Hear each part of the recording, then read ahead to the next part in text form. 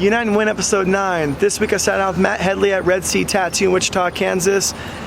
And we talked tattoos all night at his pad, and we talked tattoos all day at his shop today. And I even snagged a couple tattoos while I came through town anyway. And he's now family, and he's a man of many quotes and many words and lots of wisdom, and he's just a great guy, but he wouldn't tell you that himself. So I'm gonna say this is the longest podcast I've put out so far. So hang tight. If you don't know Matt, you will know him very soon. Yeah, let's get into the interview.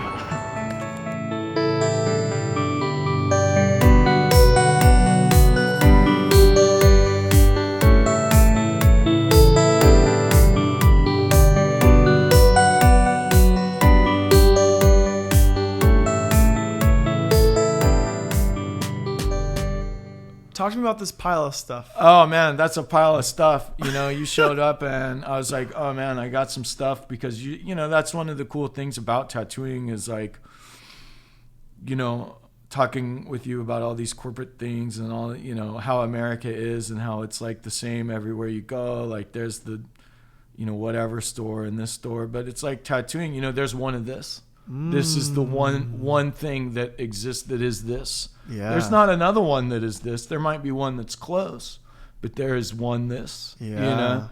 And you know, one of my friends, Roger, you know, he said, you know, tattoo, and really helped me appreciate it. He said, you know, tattooing is really cool in the fact, like, you make your tools to do it.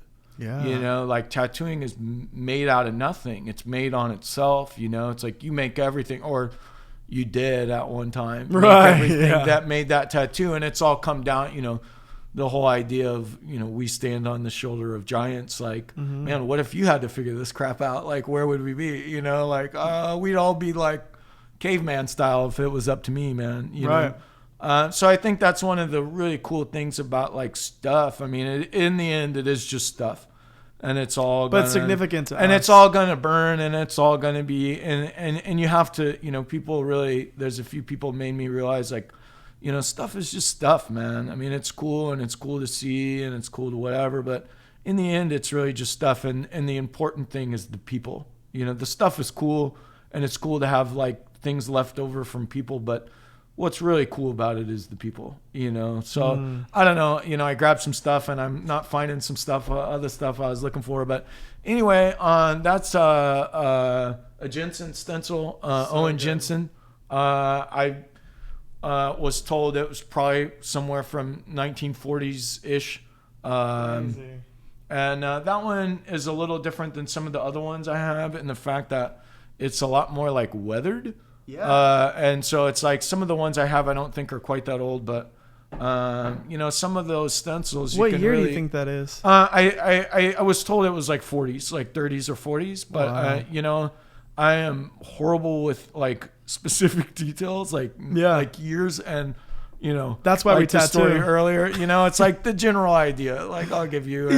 Outside of that, dude, sorry. And you know, that's a lot of tattooing, and that's one of the things that's really cool about what you're doing is that, you know, like it is very, like tattooing is very like untold or it's only told. Oral tradition, you know, it's very orally passed down, and you know, even then like things can get it slightly skewed or details forgotten. You know, or, you know, I often think about like how many secrets we're just like, I'm keeping this a secret forever. And then it's like, oh, maybe you know, and that dude knows, but then you're both dead and now no one knows. It's gone. Like, at one point, everyone knew how the pyramids were made in Egypt. You know, but I kind of like that. I like that mystery. Well, and that is cool. You know, that's what makes awesome, me want to you know, because if you knew everything, it wouldn't be that interesting. Well, and that's, you know, like again, like I always say, like, you know, tattooing is like America's last like folk art. You know, you think about like blues music, you know, I don't know if you know much about blues music, but you know, a lot of you know, famous blues musicians, we don't even know where they're buried, dude. We're not even sure like where exactly they died at. We have 2 CDs, and it like these 2 CDs are a small portion of what people heard at the time, and these 2 CDs have shaped blues music, you know, for decades, you know, like forever. Delta blues, you know, it's like, I mean, just the I don't know, like the musician blues aspect, and then like the tattooer, traveling, I mean, and that's the thing. If you were a tattooer, you had to travel. I mean, you had to be where the money was, and the money was not, in Wichita, Kansas, and like 1920. It just didn't exist. Like everyone gets tattooed now. And imagine how many people were there getting tattooed? I mean, like 1, 2. Sure, you gotta move on and get the other 1 or 2 next town. You were like coastal, man. And Zeke Owen used to do that evidently. And again, I've heard a lot of stories, and I'll probably butcher all of them, but. Zeke Owen used to do that. He used to like get on a motorcycle, pack up all his tattoo stuff, show up in a town, rent a space for 6 months, do all the work that was there, move on. That would keep him. He said, I'd keep busy for like the first like whatever time, months or whatever, and then it would just run out. And I just get up and get on my motorcycle and go find someplace else. Whoa. And that's again, what I was told, like that's no Instagram, no cell phone, nothing. Like you're showing up and looking for a rent sign. I mean, your gas is out, you got no money. Like, I hope there's a place I can rent in this town and make some money.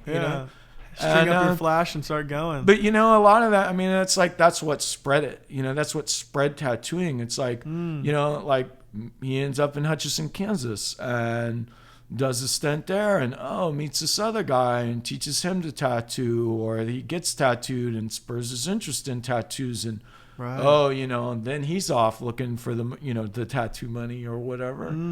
And I think there's that like itinerant aspect, and also with blues music, like it again was another money thing, and they used to have a thing, it was called cutting heads. And if you was across the street playing a guitar, dude would set up across from you and try to outplay you and get the people over to him and get the money in his deal, cutting heads, man. And that's, a lot of tattooing, and thankfully, it's got to the point where that necessary evil has come in, and you can make a living doing tattoos and sit across from somebody that does tattoos and not think like, oh, are you moving to my town? Like, are you, it's like, I think it was like, maybe it was, again, I'll forget, maybe it was Lyle Tuttle that told me, it's like you wouldn't find a tattooer 150 miles from another tattooer. Right. It just didn't exist. I mean, the work wasn't there, like it didn't exist, and now I have like 15. Or like Stoney saying, like, you don't see us in every street corner. It's like, only if you knew. Yeah. Well, yeah. Like if you knew, all of it in hindsight, Yep. And like, and that was the thing, like, there are guys that saw, like the whole like 1984 thing, you know, it's like Rollo, he saw that stuff and he would say, he knew that it was going to get to where it is. And maybe he was at that transitional point, so I don't know, but I heard a great story that I always think about, especially with my wife talking, he said, 90% of your customers will use 10% of your ability. And that's not a bad thing, and a lot of tattooers, they get hung up like, I can do this better stuff. And they just want this crap. And it's like, well, that's how it's always going to be, you know? I mean, maybe not. I mean, maybe you'll be whatever and that's cool. But I mean, tattoos are a service, man. Don't forget like where you come from or what it's about. It's about like, making people happy, And it's a mark in time, and like that memory is a part of that mark. Sure, and it's like, as a tattooer, I think one of the things too that I'm always reminded of that and kind of relates to that is like, I saw a Lewis Black show once, comedian, and he was like, it was right around the Gulf War time, and he said, why these kids put on bombs, or these people put on bombs and go blow themselves up, it's because they don't laugh. He said, don't take anything for granted. He's like, one thing I've learned as a comedian, he's like, that guy sitting in that front row, he might be one laugh away from jumping off a bridge, dude. Like, you might have just made him laugh, and that gave him, another day on this planet, to get a different, and it's the same as tattooers, man, Yeah, even like, just cracking a smile at someone down the street can do a lot. Not only do you leave a mark, like you really leave like positive or really bad. Just like experience. And, I don't know how you are, but I don't remember anything Like, I have the worst memory, but I could tell you like shoes a dude was wearing the day I got tattooed, or some medial, thing. Like, I mean, it's, you just remember that stuff, and because it is such a powerful, like, magic or whatever you want to call it. And it's like, I don't know, man, there's a lot of guys I think that take that for granted and just like, I don't know, man, leave things that I don't know that they're realizing they're leaving, I guess. Yeah, I think that they just kind of get this perspective of like, you came to me. Sure. What I mean? And they did, and that is true. But I think there's also... there is a 50-50 in that. Yeah. And then I think, honestly, like, and, we discussed, like, the yoga thing. The older I get, and I will probably say some crazy things to you in this, and, one thing that when people say things to you, you take it and you run it through your filters, and then you decide like, oh, if this is for me, if it isn't. Or you might think they're crazy one day, and then 10 years later be like, oh, right, like that's what they really meant, like I totally got that wrong, or see it in a different perspective. But a lot of that, I don't know, the whole stereotypical like grumpy tattooer, like grumpy about everything. You have this dream job where you like draw, but like the lettuce was wrong on your taco or whatever, and so life is horrible. A lot of that, dude, is just frankly to posture.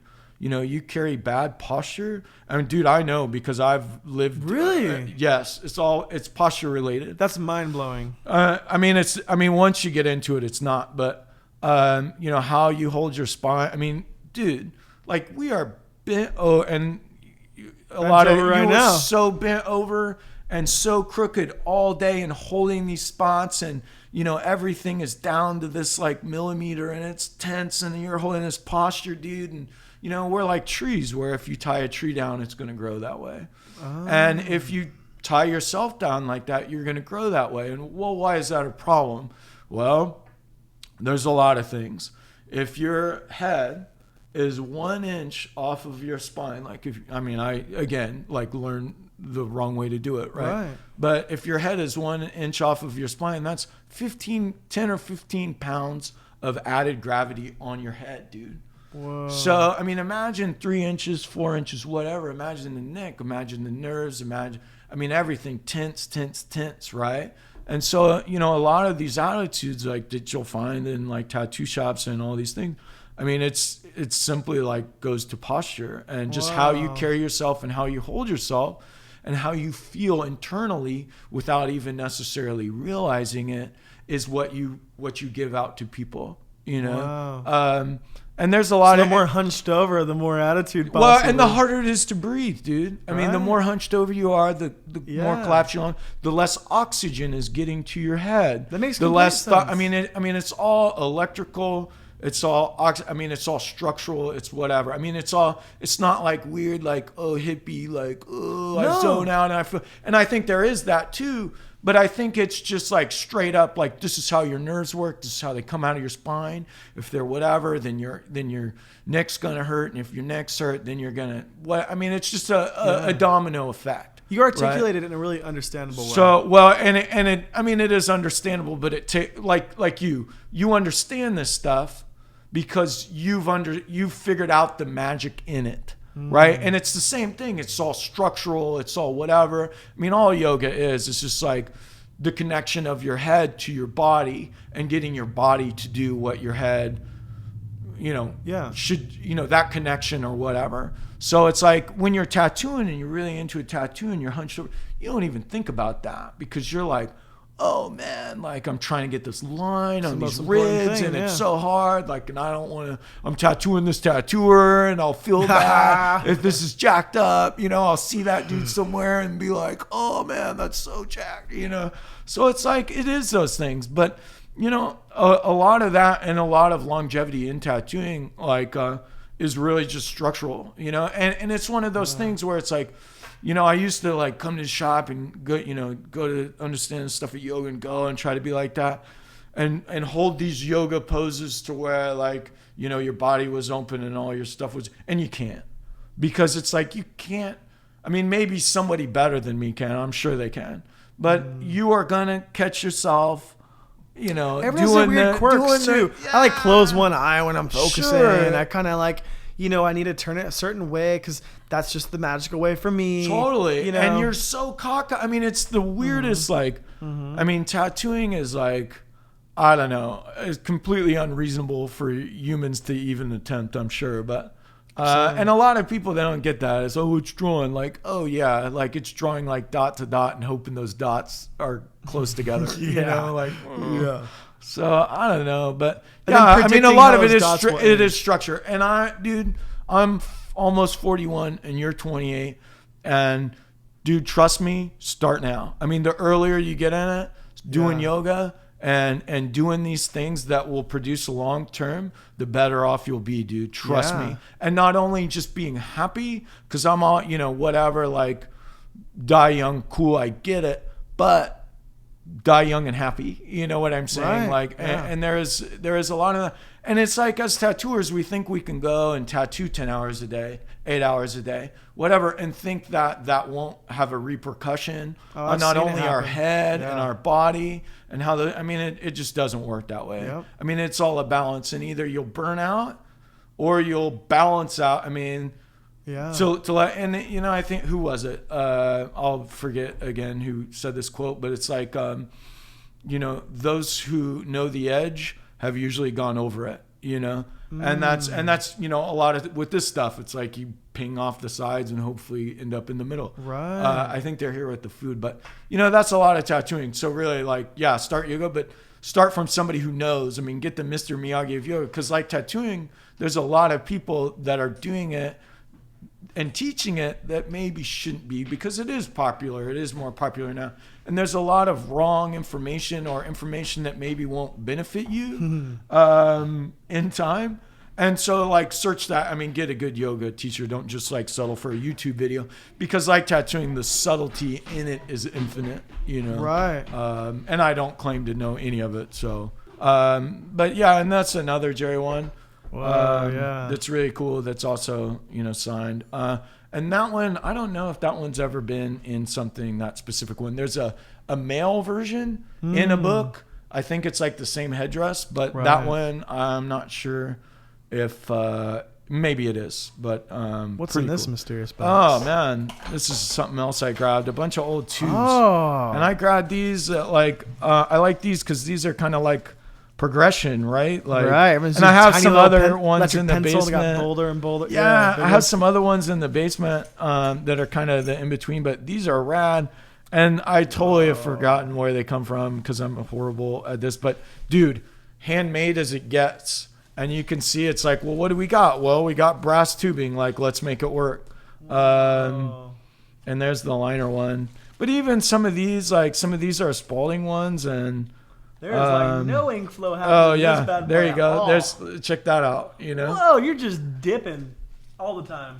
But always, even these like production like Spalding ones, like, man, there's a lot of soldering work in that. Like, good job. But that's, back to the whole thing of like tattooing. They're just soldering. They bend it, solder it, and they're like just drilling it out. Sure. Yeah. I mean, the idea of like tattooing something coming from nothing is pretty awesome. And these are cool. Kind of an example of that. So, but I always, I'm so amazed nowadays that like, like this, like a plastic tube. You know how long this took this dude? You know how long it took this guy to find the metal involved in this, let alone to cut it, to file it. I mean, and to get it working, like he would have to build a jig or something to like be able to even construct this. And now it's just pumped out. And now it's like, tattoo. Click, click, plastic tube. And now I can throw it away. Wow. And there's even metal ones you can throw away now. It's like, dude, from this, I mean, how long do you think is in this? Like, I don't know, 4 or 5 hours. Right. So at least like, to figure it out. I don't know if you ever made needles, but like, I don't know. Again, to the necessary evil, like. Where would tattooing be if you still had to make needles? Like, oh man, it'd be horrible, It'd probably be in a lot better place, but no one would know about it like they know about it now. I don't know. There'd be a lot more apprentices, That's true. because that's why you apprenticed back then, was to make to get a guy to make needles, So I don't know, but pretty funny either way. I think with the advancement of this technology, I think apprenticeships aren't going to exist. That's a really weird There's thought. gonna be less and less to hand down. Well, Because you don't need to know how to make this anymore. and that's The beginning of the end. so, like I've been now tattooing like 23 years, I guess. Right. And it's weird. Like I've never taught anyone to tattoo because like, A, why would I? And B, like I couldn't imagine teaching someone what I know in less than 23 years, right? Like somebody said that same thing. There's no quick way. If there was, There's no you would've quick way, figured it right? out. Yeah. But there is a little bit. I mean, it's weird now teaching her to tattoo, my wife, because it's like when I learned to tattoo, it's like, oh, tattoo on this watermelon because you got one, and then like see if you can talk one of your friends into it and whatever. And it's like part of learning to tattoo is like holding a tattoo machine, right? But now it's like plastic skin.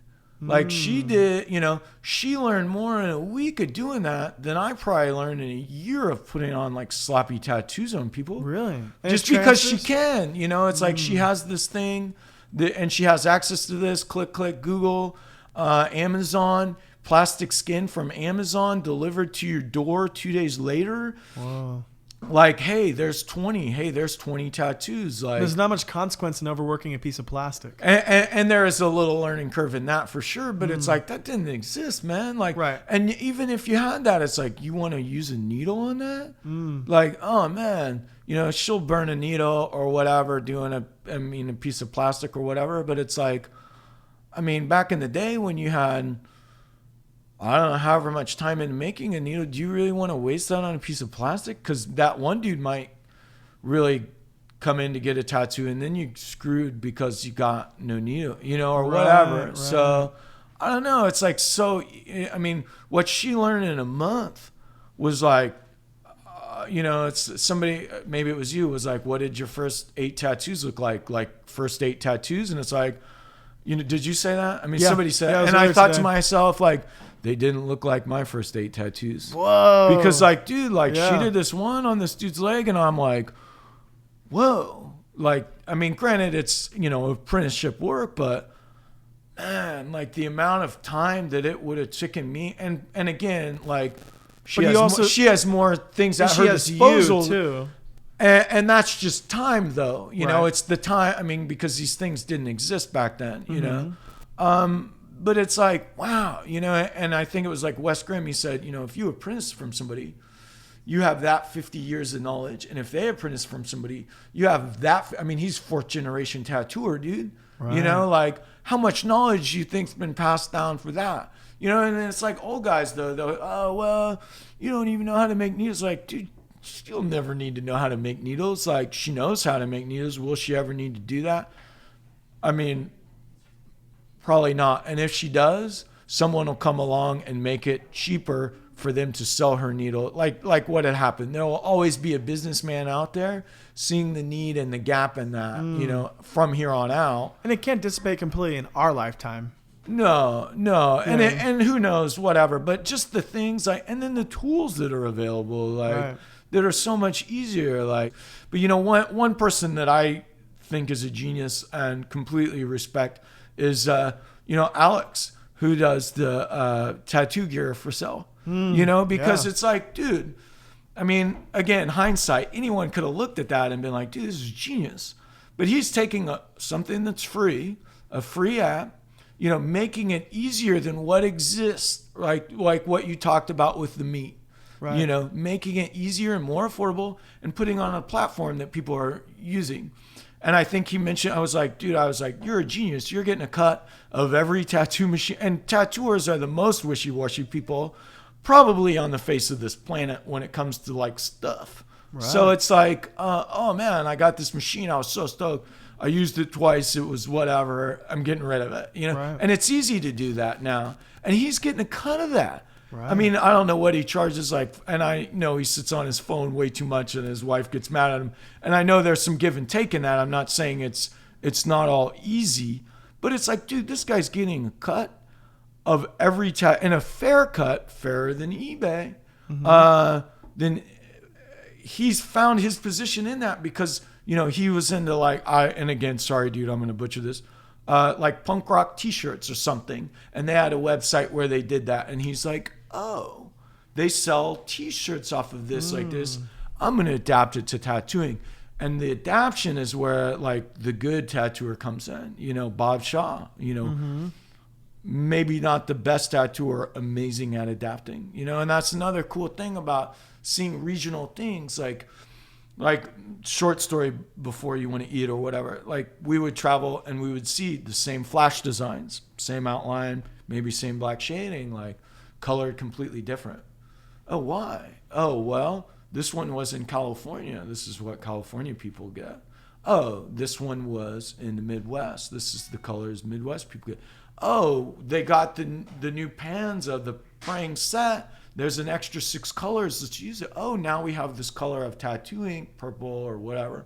We figured out this is pre that. You know, it's all dated in some fashion, and it's the same, but it's adapted. You know, how can you take, you know, again, with butchering who came up with these quotes, like style is taking something medial and making it look cool. Yeah. You know, it's like taking a haircut and making that look cool, like cool to do or a cool style out of it, you know. And it was said by a writer, you know, which, you know, clearly was, you know, saw the inside of that, you know. Yeah. And I think that's a lot of it is like just that adaptation, you know, in these fashion. And you with this and the whole like YouTube thing, it's like, you know, you're taking something that's like whatever and delivering it to a different people that don't know, you know, because like the old dude, that knows all this crap about tattoos, he's not sitting at home and watching YouTube, dude. Like, right. I mean, he's just not, you know? And so there is a gap in that. And I think that's the important thing about all of this stuff is like, you know, again, back to the quotes, and Dan Higgs said that, you know, being in the middle, you know, yes. Traditional tattooing, it's not about being at the beginning or the end. And it's, you know, I'll butcher it. It's about being in the middle and cultivating something that's bigger than you. So hoping that it will live long after you do. And, you know, and I think that's important. And I think it's important in the fact, like, you know, like anything, you know, ingesting this and then choosing what's wrong and the faults in this. Right. And then, deciding that maybe for yourself or maybe as a collective community and moving on from that, like this is good or this is bad. And, you know, a lot of tattooing is really rooted in like, oh, why do you do it? Oh, because that's how we do it. You know, clip cords, right. Like, cool. Like you like clip cords and clip cords are traditional and maybe there's better ones and I'm not bagging on anyone's clip cord abilities. Every clip cord breaks. Every clip cord breaks. You know what? Scott Sterling turned me on to RCA, yes. Dude. I go through one RCA cord about every 3 years. Yep. You know, if that, you know, and I think I have good ones, but and you know, putting on a clip cord covers a lot easier. It's a better design, but I mean, it's a give and take in that too, because then you're like, RCA plugs wear out, and it's probably easier to change a back binding post on a machine than it is to change like a, you know, you got to unsolder the right. RCA or what. So there's a little bit of, you know, ease and effort in that, and I get that adaptation, but. You know, I don't know. I think, you know, in that, it's like, it's cool to be in an age, you know, people will complain like, oh, tattoos is, you know, it's ruined and this and that. It's like, man, I have a bookshelf at the shop and you saw it, it was small. And in that bookshelf, dude, I have 60 lifetimes of people's work. And I probably have 100 in my basement. Like this book. You know, this, you know, stencil book was somebody's life work in tattoos, man, you know, and here I have 10 of them. Yeah. I have 10, you know, because dudes took the time to say that, you know, guys like Tattoo Archive, you know, they took the time to say that and saw it as, you know, where other people, like, here's a story, and I don't know that it's true. It was told to me, and you hear a lot of stories, and I'm not passing it off as truth. So anyway, that's my phone. Will you turn that on? So all the Sailor Jerry flash sheets, right? All the ones that are in the Hardy books, right? Yeah. And I was told when there were 2 books, I was told by someone, and again, I'm not going to say who it was because, you know, but whatever. There is enough for 5 more books. We have 1 more book. So by what they told me, there's enough for 4 more books. Okay. Of equal quantity. Is of that what's just out holding there. Out? Hey man, I don't know if it's true or not. That's you know, that could be total BS, whatever. But anyway, all of this, and maybe it is just holding it out. And I don't know. It's not up to me. I don't own it. Right. But all of these were in a box Yeah. as a set.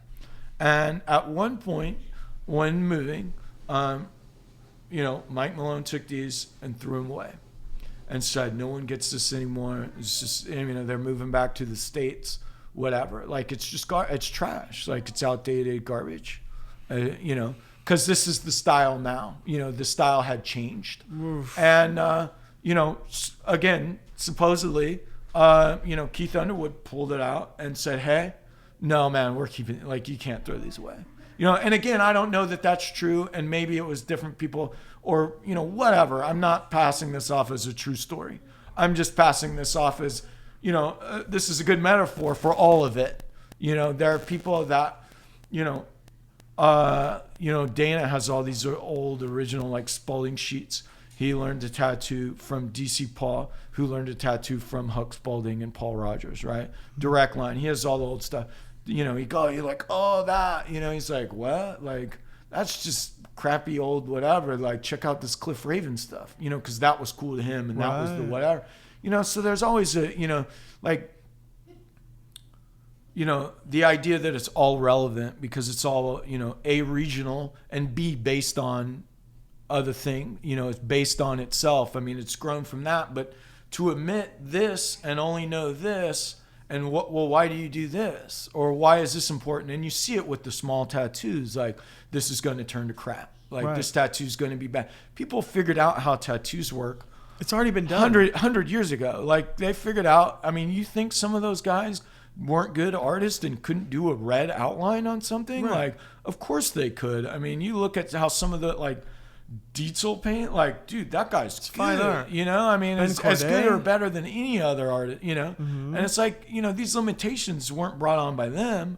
Mm-hmm. I mean, in some ways they were, but, or what they had, I mean, these limitations were, this is what we have to work with, you know? And though your ink might flow better and it might be something, I mean, it's, build a house with 2 walls, it doesn't mean it's going to be there in a year, Right. So, anyway, we should take a break and Let's eat some dinner and start the laundry again. Yeah, let's do it was it. loud. So, yeah. Ooh, bouncy. Let me make my adjustments. Yeah. Mr. Matt Headley. Grand Grand puppeteer of tattooing at Red Sea Tattoo. Let's see, where should I sit? That's the best. Beard only. Oh, man. Poke it out. I hope your camera works after today. Yeah.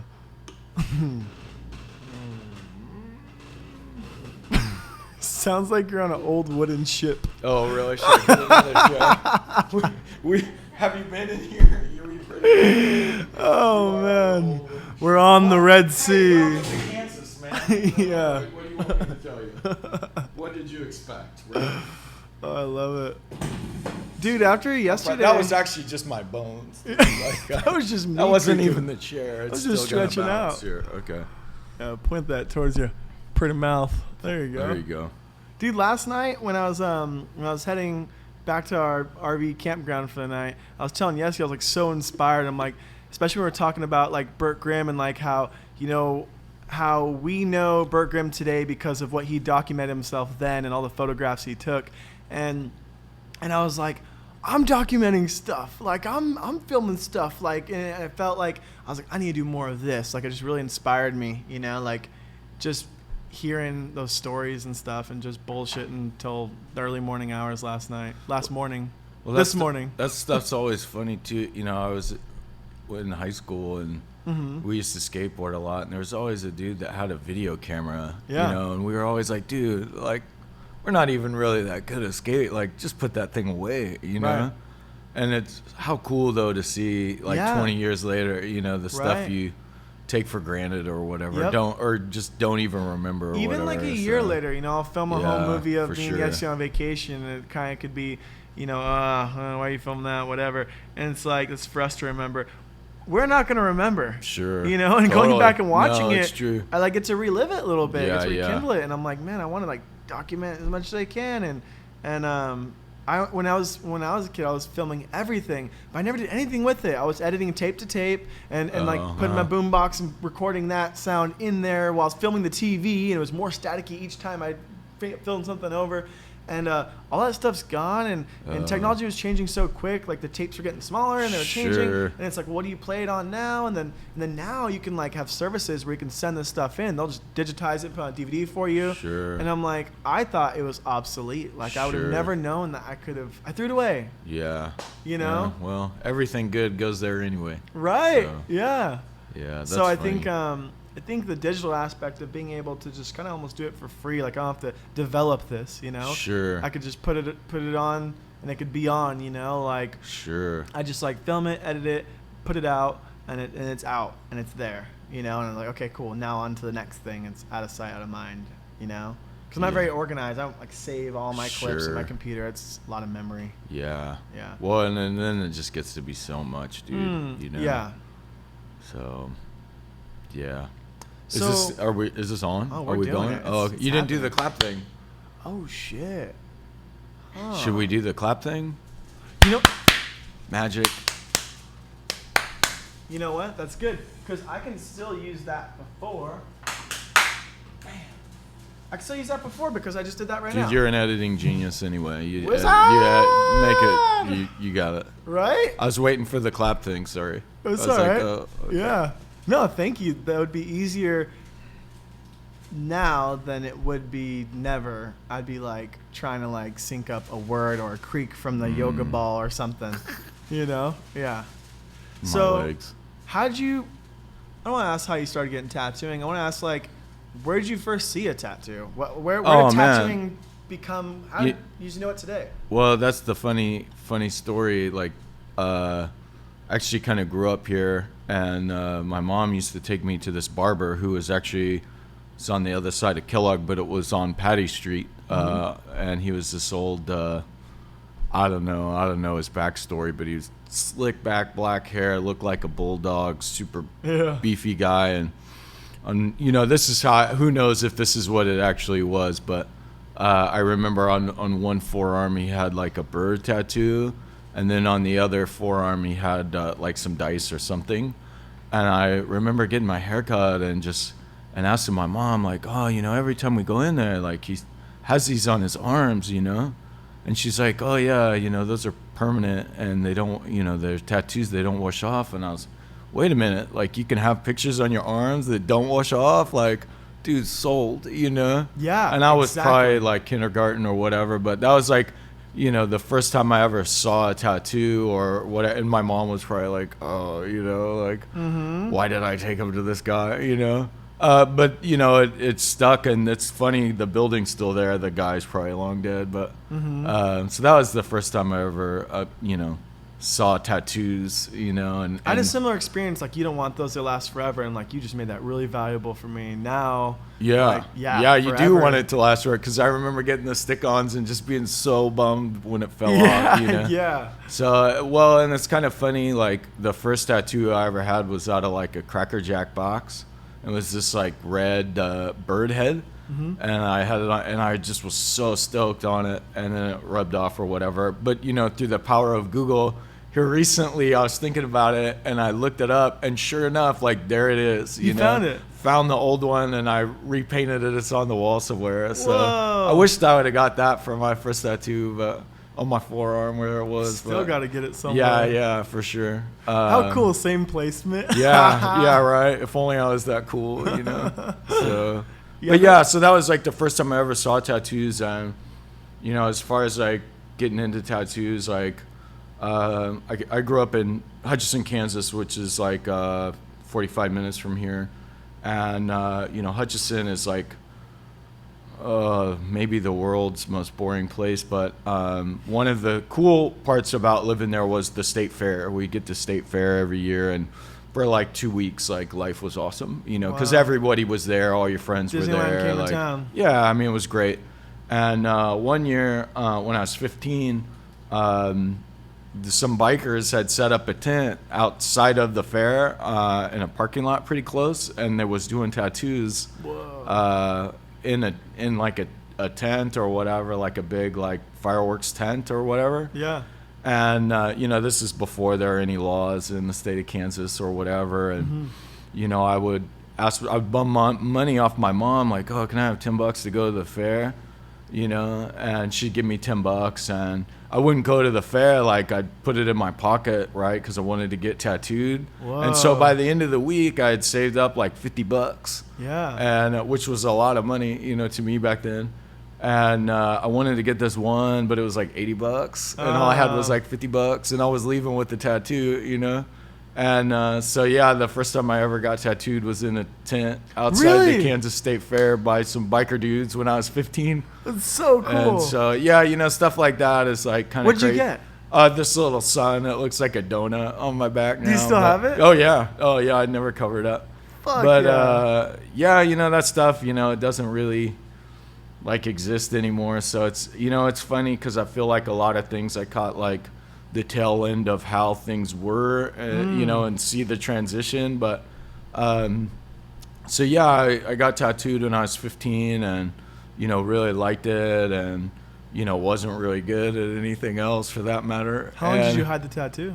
Oh yeah, I you know, I thought that my mom didn't see it till pretty late, but she says she had seen it before. What I mean, it's like, what is she gonna do, you know? But I don't know. I was tattooing or whatever before she had like, before it was like, oh yeah, and I have this other tattoo, by the way. So because that was, I mean, you know, it's a big deal. Like, no one in my family's tattooed. Like, that's just, I mean, they still like, I think I have some cousins that have some tattoos, but I mean, that was like, I mean, you might as well, like, you know, you talked about the like gay or vegan thing, you know, it's like, I mean, it was like Same camp for them. same thing, you know. So and even then, you know, after I had started tattooing, it was like, oh, are you sure? Like, and I think, you know, my mom, you know, she was kind of iffy about it until I quit asking her for money, probably. And then it was like, okay, I guess, but maybe not. I don't know. But I was doing it anyway. I was stubborn anyway. Long on guts and short on brains usually. So what got you like start dabbling with it? How'd you get going? well, you know, it was one of those things like growing up in Hutchinson, like, you know, at the time there were no tattoo shops.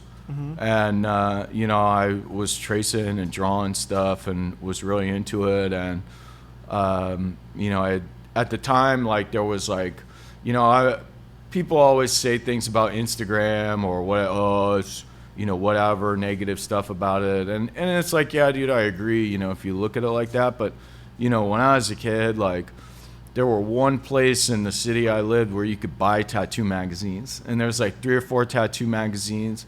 They came out monthly, and damned if I didn't know what like day and time like they was that, you know, it's the 3rd Friday, like here we go, you know. Right. And so, you know, I bought about every tattoo magazine that ever existed, and you know, they had like a letter to the editor part in one of them, and I sent in a thing like, oh, I want to learn to tattoo, you know, like how do I do this, like let me know, because you know, whatever. And some time had passed, and another biker dude had actually bought that magazine in my town, and he was just like tattooing out of his house kind of, and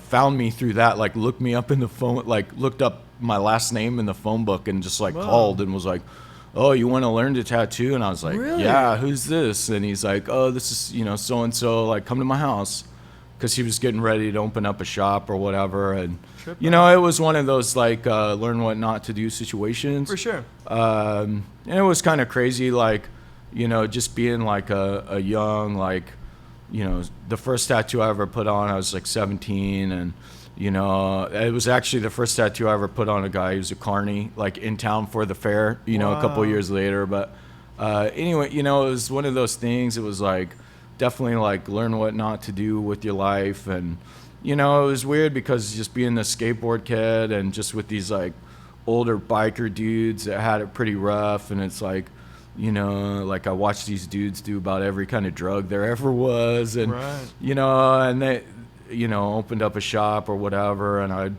go to work and do all the typical like apprentice stuff, you know, all the crazy stories. And you know, one day, you know, I think I was not 18 yet, and you know, one day one of the dudes got arrested for something, and one of the dudes just split, just gone.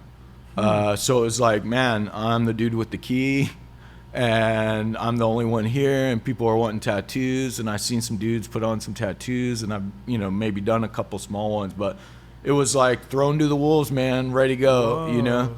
So it was like at the time, you know, it was one of those things. It was like I was going to do it regardless, Right. you know, which again is like, you know, like looking back, like why did I ever think that I was capable of that, you know? But anyway, there was this other dude. The first guy that had tattooed me had opened up a shop in town as well, and he came over and, you know, tried to pull, you know, the like, oh, I'm gonna scare this kid away or whatever, you know, like the tough guy stuff. And, you know, I was just stoked, like, you want to come in and talk about tattoos? Like, cool, you can talk down to me, like, whatever, like. Right. So, you know, he came and tried to muscle me out, and it didn't really work. And he said, you know, then he Just left friends instead. finally came over and was like, hey, man, you know, you give me this shop, I'll teach you how to tattoo. Whoa. You know, you work for me out of this place, like, I'll teach you how to really tattoo.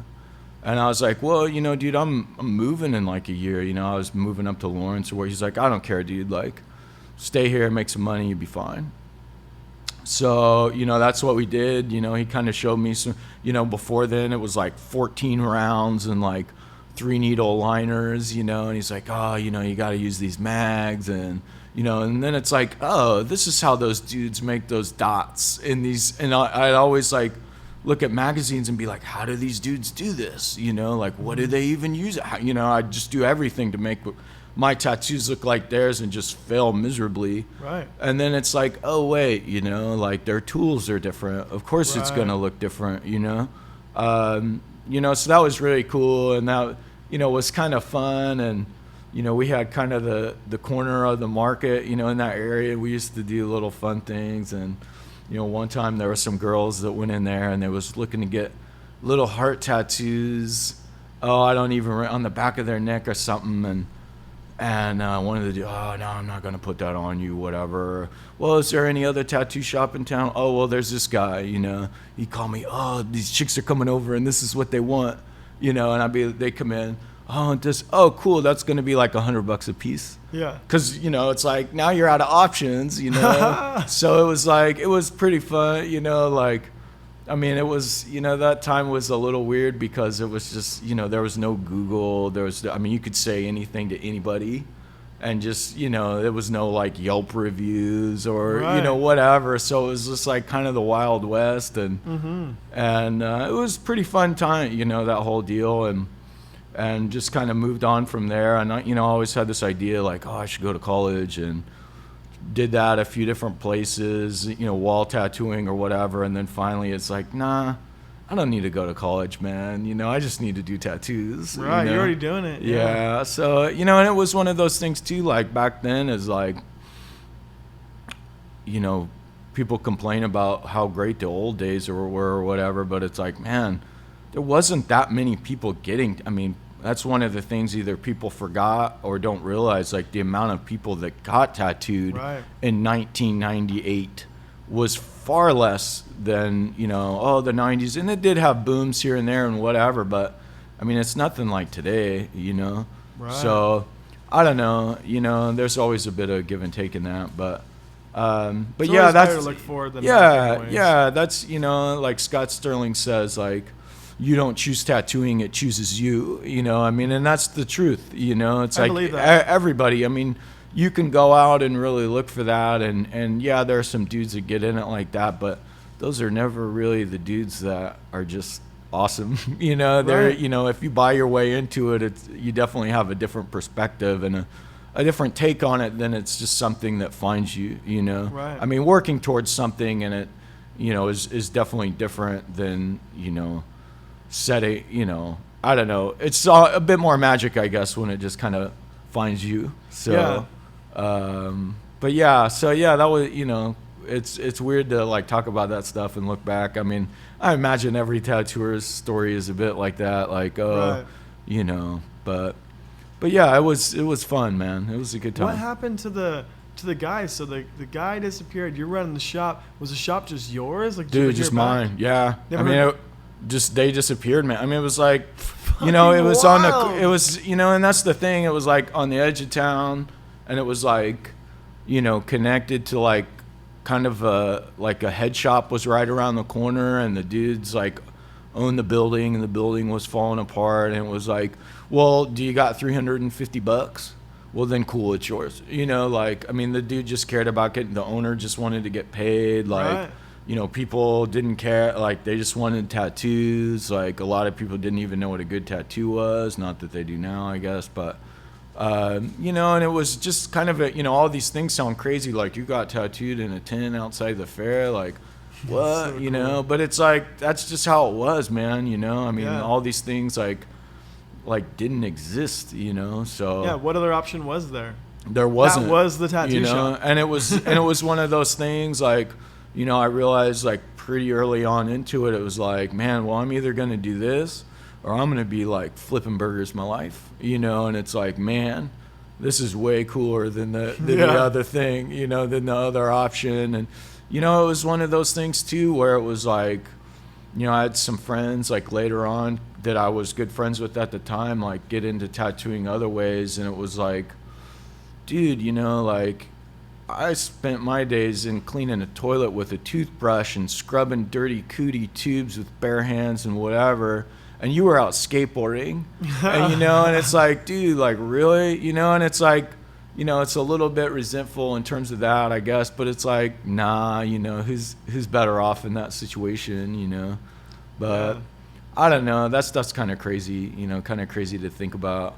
But, you know, again, it's like, does it matter how you get into tattooing? You're here. I mean, you know, whether you got to break in the back window or whatever, dude, you know, you're here, you know. So, Yeah. and I think, you know, tattooing's really cool, and there's a lot of people that want to do it, but you know, there's a lot of traits that you have to be able to do it. You know, a lot of people don't realize, like, dude, you hurt people all day. Oh, you know, yeah. I mean, and that's, you know, can be kind of heavy, you know, especially if you're not like a whatever. And I don't know, man. You know, there's a lot of things about it that people don't realize until they actually do it.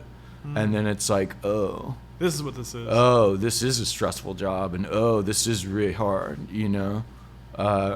So I don't know. But, you know, I'm real thankful for it. Like, where would I be without tattoos, dude? I don't know. Right. You know? So where'd you go from that shop? Did the guy end up taking it over? Yeah, so I just worked there for like a year.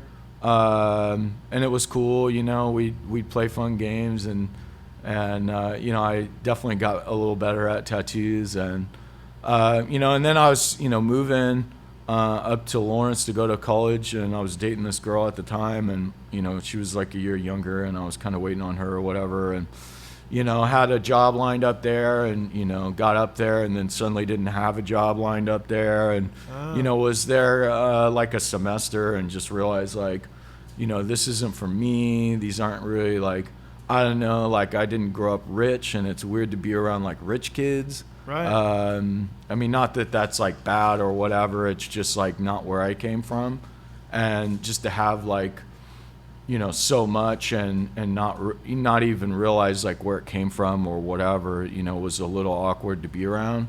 And it was one of the, you know, I stayed up there for a semester, and then, you know, came back to Hutchinson, and, you know, it was kind of fun because I'd come home on the weekends and tattoo and, you know, make more money than whoever worked all week, you know. Right, yeah. And, you know, that was pretty cool. And just ended up moving back, and he had a couple of shops, like one there and one here, and worked for him for a few years, and that was, you know, ups and downs. And again, you know, it's weird to look back because, you know, she always looks at, you know, past jobs with these, like, what do they say, like rose-colored glasses, where it was like, you know, you remember it better than what it really was, you know? Right. And it's like, yeah, you know, there's a bit of that, and there's a bit of like youth where it's like, you know, like I, you know, having $200 in my pocket, you know, I felt rich, you know, whereas like, you know, he was a businessman, and it was like he had a family and whatever, and everything was quantity and time and whatever. And I'm just trying to make cool looking tattoos, you know, Right, like I'm yeah. not worried about, you know, nickel and dime. Like, I just want to feel good about myself, you know.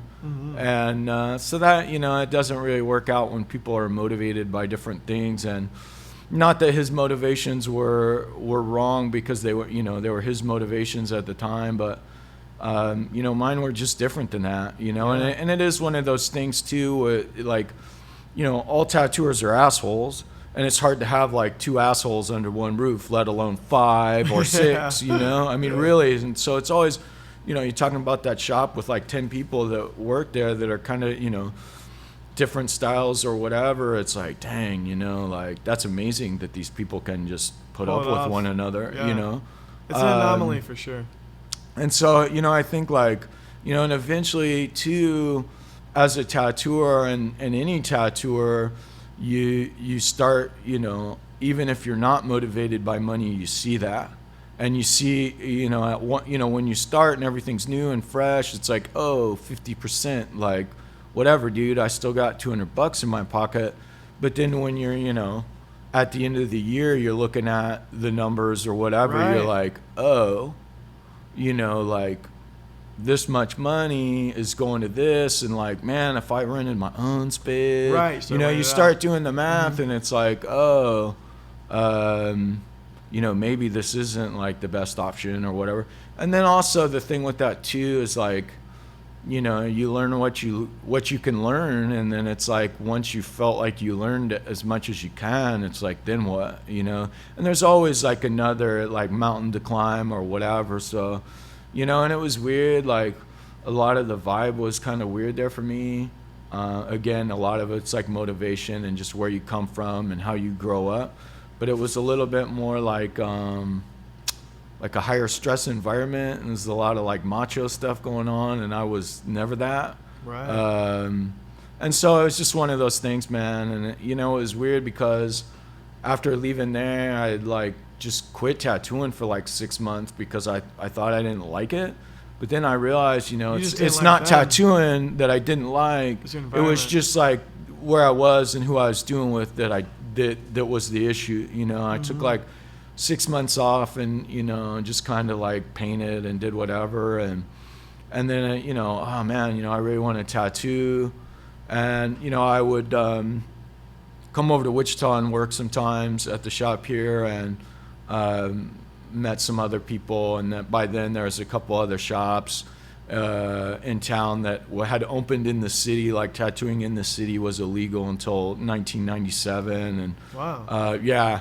And so then I came over and started working for this dude, and I would live in Hutch and just like couch surf or whatever I could do to come over and work. And you know, it's one of those things, you know, you're just in a place for so long, you know. And this is what I tell people that, oh, well, I want to be an apprentice. Well, how many times have you been tattooed here? 0. Like, how many times have you hung out? You know, I mean, 0. You know, it's like, I used to go in and be like, oh, what can I do today? What can I clean for you? Like, and it was one of those things that just made myself available. Oh, look at my tracings. Oh, look what I'm doing. Oh, these people want tattoos and you're busy. Like, it was just a natural thing that happened. You know, it's like, it's not like ready, go. It's like, you're here, and you're not going to make tattoos or do tattoos or learn anything about tattoos if you're not in the tattoo shop. I mean, maybe now you can with like Google or whatever, but I mean, back then it's like, unless you're in it, like, you're not going to be that, you know? And that's always the thing. Like, even people come in like, oh, I want to be an apprentice. Well, do you have any tattoos? No. Well, if you don't have tattoos, like, how do you know you love it? Do you even like this environment? Yeah, you know, and it's like, you don't even know that you like me, you know? Like, well, and then I've had people like completely different styles than me. Oh, you teach me how to tattoo? No, because like what you like is not what I like. Yeah. And like, we don't see eye to eye on like taste. So how can we communicate in terms of like art, you know, or tattoos, or even like how you approach a tattoo, you know? So I don't know. I always thought that was kind of weird, but absolutely. You know, and that's, you know, that's one of the things, man. Like, you know, if you really love something, then spend your time doing it, and with any luck, it'll love you back, you know. But, you know, just having somebody say, oh, yeah, you can come hang out here, and stick around and see what happens. It's like, don't think I'm not going to be there all day, every day. Right. You know, because, you know, and that's the thing. I mean, some people, you know, they might have other options and this, that, and whatever. And again, it's like, dude, it was tattooing or nothing, you know. And I loved it too. Like, it was such a magical world. Like, you know, just everything about it was just so like, wow, you know. And even nowadays, like, I still come to work and it's like, it's still magic, you know. And you can say whatever, you know, people say things that tattooing for a long time and bring up bad points. And it's like, yeah, dude, you know, all that stuff true. But, you know, a lot of it's really just your perception and how you think of it every day, you know. And to me, it is still a magical thing. You know, I got this, you know, I follow this Instagram tag on like the Northern Lights, right? You know, like crazy. I saw this book at the library in the kids section. It's like how Northern Lights work. And it's like, whoa, like that's magic. And, hey, what's up? Oh, thanks, dude. You rule. What is this? I don't know. Who's it from? Security check. Oh, no. Is it from Singapore? It is from the Ion 3. Oh, yeah. Those are my needles. Oh, the I'll give you blue some. ones. Yeah, yeah. Thanks, dude. Did it come today? Yeah. Oh, I cool. just dropped it off like 30 minutes. Oh, rad. That's weird. I was here. Really? Yeah. Yeah, I was like, I thought Matt was down there, but whatever. So. Screwy, dude. How are you? Good, how are you guys doing? Hey, good, man. Friends in from California. They live in this bus, and he's just traveling around. So, Awesome. yeah. So, what's up, man? How are you doing? What do you know? Oh, what do you got? Hey, go on. Cool. When are you trying to get it today? Oh man, I think I'm gonna be doing this interview, and then I think I'm gonna be tattooing him today. How'd that seahorse heal up? Bring Can it I on see over it? here. Show Yeah. it off. Oh man, this guy's got. Hey, thanks, dude. Hey, come over here and show me that. Let me see. Let's check it out. Show him that peacock too, man. That peacock is rad. Look at that. Whoa, scoot a little bit more so the camera can see. You're famous now. Yeah, you're famous. Dude, so good. How'd this one heal up? Oh, rad. Oh, that's brand new, yeah. How long ago did you guys do the peacock up there? Huh? How long ago was this one? Oh, dude, I got no sense of time. Has it been that long? Yeah, I love that one too. That's one of my Yeah. favorites. So good. Yeah. It all fits in nice. Yeah, I was thinking about doing that spider again, the lady's face, like going across. Dude, I don't think you got room for it. It's pretty tight. Yeah, Across. I don't think so. Maybe I mean, we partial web. could hold it up and see, but Well, figured I out think what it's you're too like wide or tall or whatever. Oh, okay. So, Yeah. Yeah, the other idea, I just kind of drew this up. oh, cool. Just Where's it to- gonna go? I'm gonna try and fit it in there. Will it fit? I don't know, it's kind of a. We could probably shrink kinda that tight, down. But, you know, Yeah, it's that's an easy idea. enough. Are you working tomorrow? Yeah. Oh, dude. When are you off? I'm off at 1, maybe 2. In the afternoon? Yeah. Come by tomorrow if you can. Or if not, what's tomorrow? Friday? Friday. Friday. You working Saturday?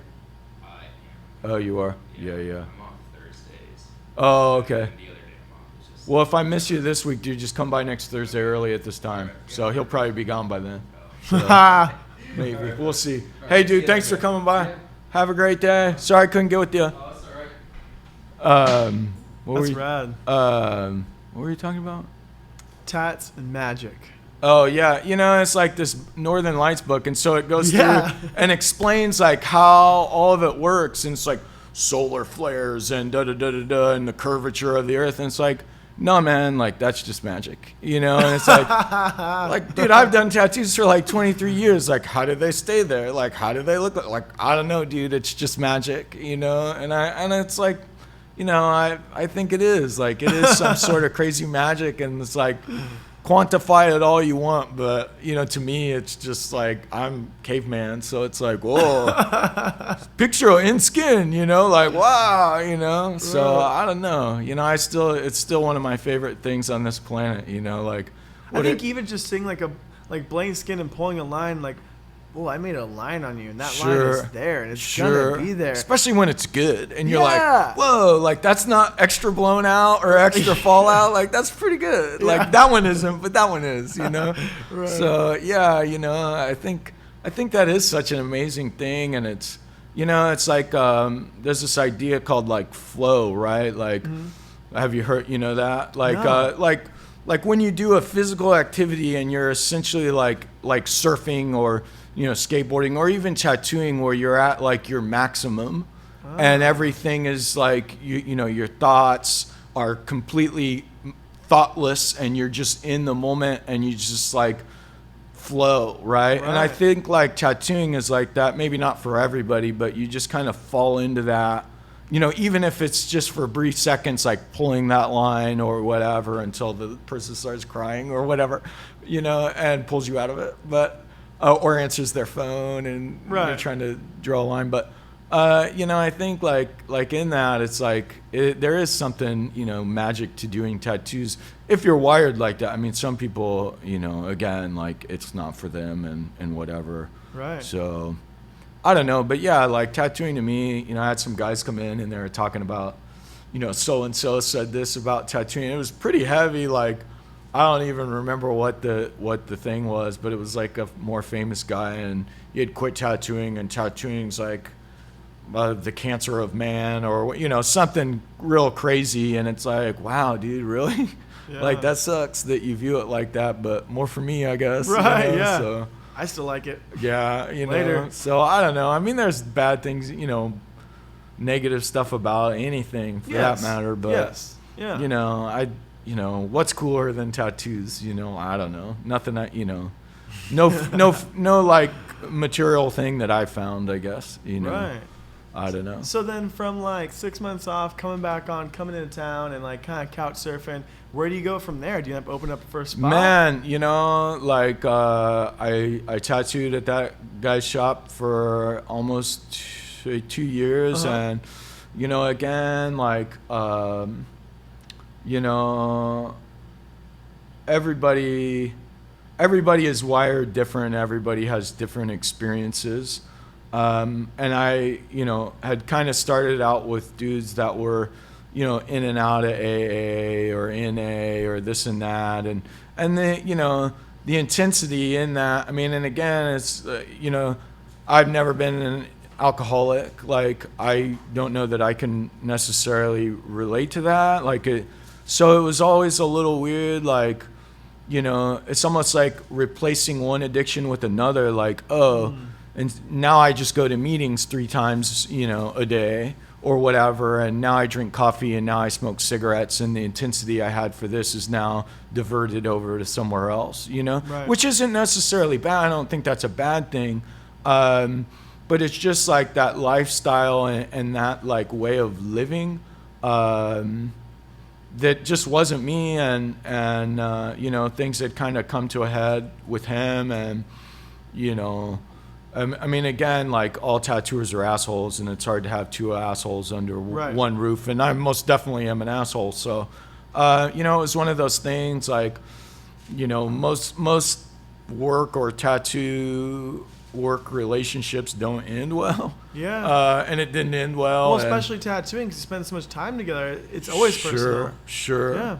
Yeah. And then there's always like, like foundational, like what is your foundations of tattooing? Like, what are your thoughts? Like, how important is like safety? How important is like cleanliness? How important is it to like draw a nice, or is it not? Is it more important to make money? Is it more important Right. to, and then so it's like, you have some like splits in the road with that, with things that it's like, well, I can't get behind that. I can't get behind these ideas in any fashion, so I left there kind of messy, and, I never really planned on opening a tattoo shop. Like, it was never like, oh, I'm going to leave and go open my own place. It was just like, I'm going to leave and figure it out as I go. Well, there was really nowhere else to go. Right. And especially like Wichita, I think at the time, when I opened, I was the 3rd tattoo shop in town.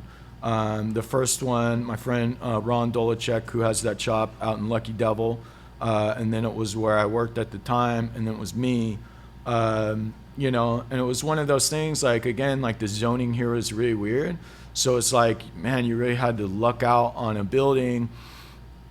And, like the whole Red Sea thing came from, like, it was the most vindictive name I could come up with, you know, if you're familiar with that in the Old Testament, you know, it's like, you know, getting away from your slavery, and then the waves crushing, you know, who like enslaved you, you know. So it's like the most vindictive name I could come up with at the time, and I was throwing around a few other ones, and you know, I was always like China Sea, you know, like, you know, it's like, it's Wichita, Kansas. Like, what are you talking about, sea, right? So it was just the name that kind of stuck, and you know, it's funny. I used to have this like hand-painted sign out front over there, and people would come in and be like, "Red Sex. This is Red Sex." Like, couldn't even read it, right? Like, I'm like, no, dude, it's Red Sea, man. Like, Nay. yeah, you know. So that was all, like, why did I name it this, you know? But it wasn't you, it was them. Yeah, well, let's say that, right? But yeah, so that kind of stuck, and yeah, you know, kind of a crazy, sad story that the guy I named that, you know, because I left that place and ended up killing himself, you know, later or whatever, and it had nothing to do with me, you know, right? Directly anyway. So it's one of those things. It's like, be careful what you ask for, I guess. So, right.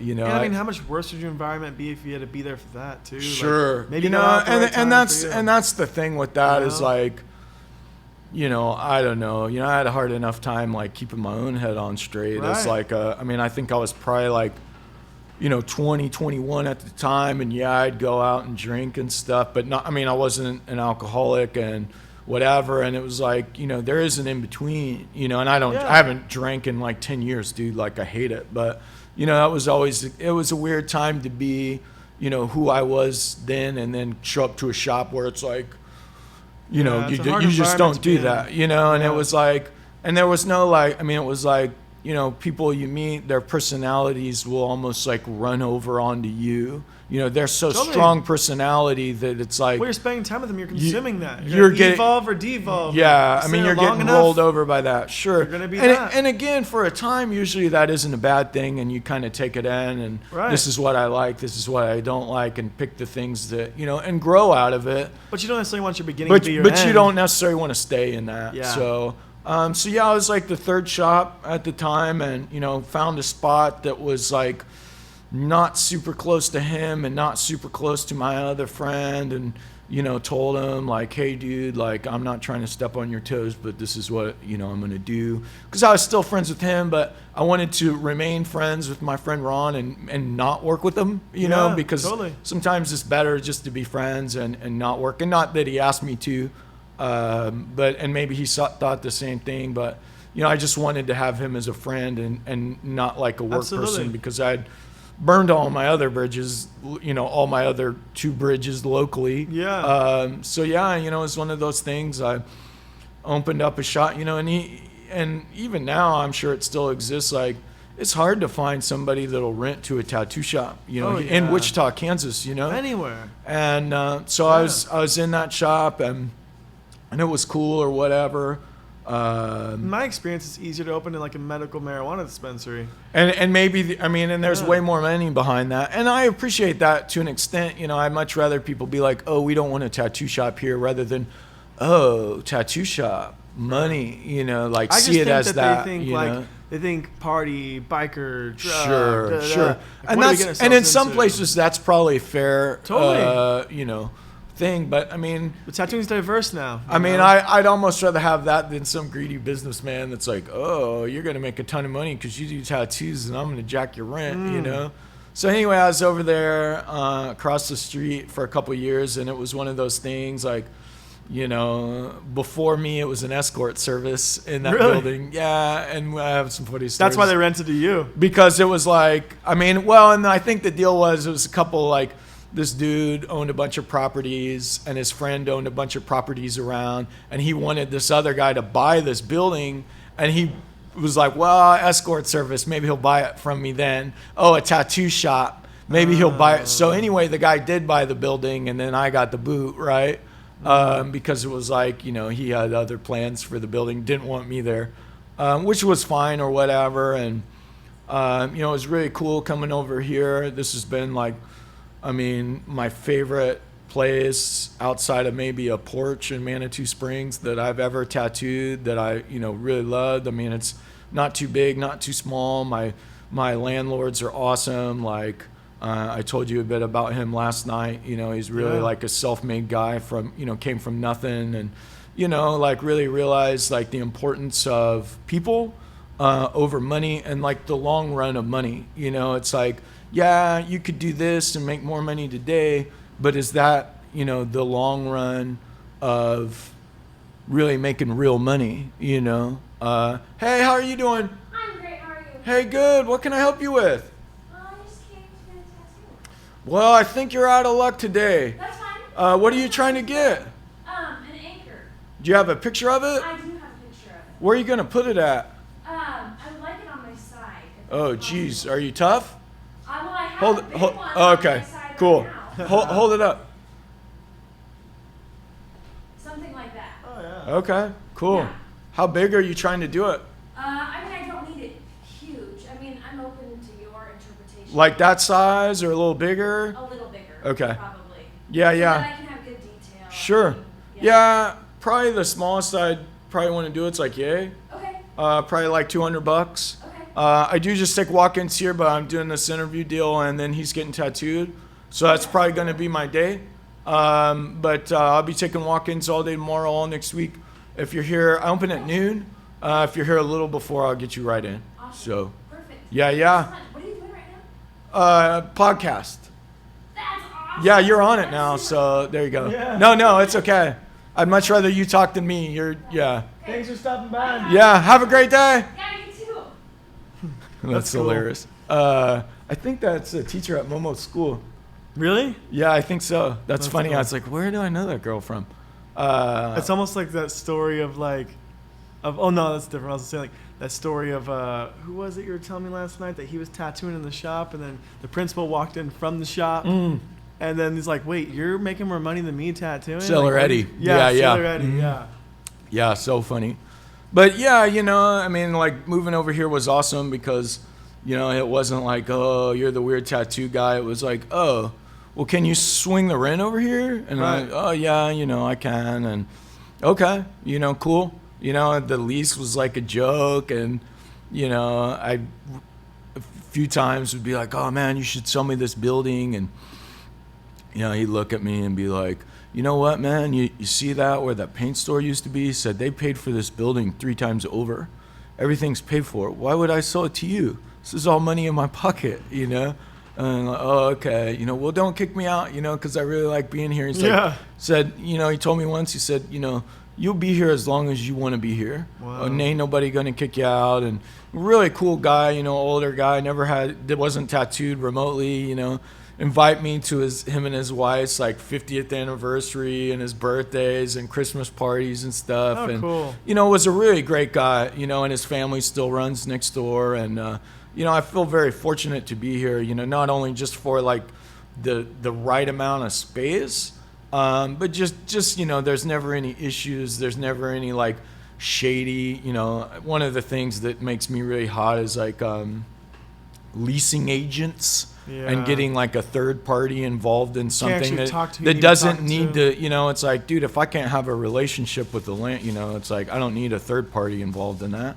Yeah. And it's just very like, That barrier's going to upfront. obstruct what you need Sure. to talk about later Yeah. on, and Well, it's put there for a reason. and one of the things too, man, another tattooer from town came over, and at one point there's a spot next door, and came over looking next door, and my landlord showing him the place, said, oh, well, what are you wanting to put in here? He said, oh, well, a tattoo shop. And he said, nah, we already got one tattoo shop here. Yeah, We don't need fuck you. off. Get out of here. Yeah. And just told him straight up, like, fuck you, leave. Absolutely. And, a lot of landlords, though, Yeah. they'd be like, wait, so you got how much money? Okay. Right. And they wouldn't care, Right. And that's, one, really cool. And came from, like, he'd always talk about Walmart, and it was like, the separation in that, he saw the rise of that being the small guy and really focusing on customer service, and that's even still a big deal over there. I mean, they service like vacuums and sewing machines, and if you get a sewing machine or one service, dude, they'll carry it to your car, like that's just the thing, and they'll go out of their way to help you and whatever. And just to see like the decline, in that, one of the things that was his slogan, and I'll butcher it here, was the bitterness of poor quality lingers long after the taste of a good deal is forgotten. Yep. And it's like, whoa, and that's, kind of helped cement like some business ideas and just like how to treat people ideas, like just being around him, and how he did it. And, so I feel real fortunate to have been here and to still be here. And it's been 13 or 14 years in this building. And Red Sea's 2002. So okay. I'll have to do this 3, 4, 5. Yeah, it's weird. Like I remember everything based on that. Like when was I tattooing here? But.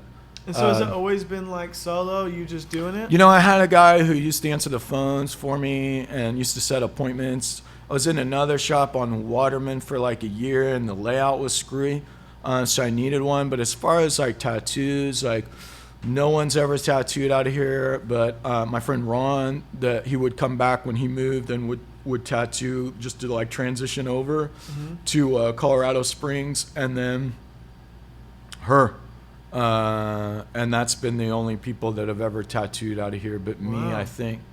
And I could be wrong on that, but and it's just one of those things. It's not, not that anyone else is like unworthy or whatever, but again, it's like the Kansas laws are screwy, and who knows if that'll ever change. And I'm sure to some extent, like this is like your domain. This is like it's figured out, like bringing an equation into it isn't going to make your situation better. And it's like, in that, it's like, I don't know, like how much money do you have to make? Right. It's like, you could make whatever, but you're going to give it all up in taxes, it's like, and I get it in places that are like the rent is so high, you got to have like 5 or 10 tattooers in a place just to break even. It's like, yeah, I get that, but it's like, I don't know, and maybe my priorities have been askewed, but a lot of just coming from like where that I came from, and just all the like drama stuff, and just the like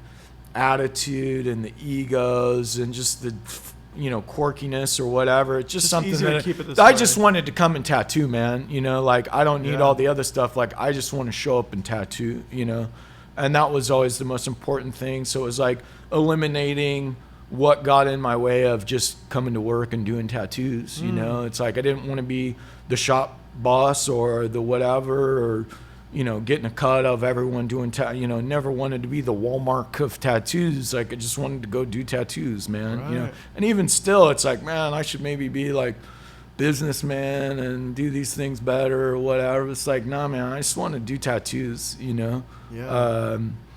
So I don't know, so a lot of it's probably based in that, but I'd really like it if I could have like guest artists, because I think like, man, I could get along with anybody for 4 or 5 days, and that'd be fine. It's just the repetition in that sometimes, where it's just like, right.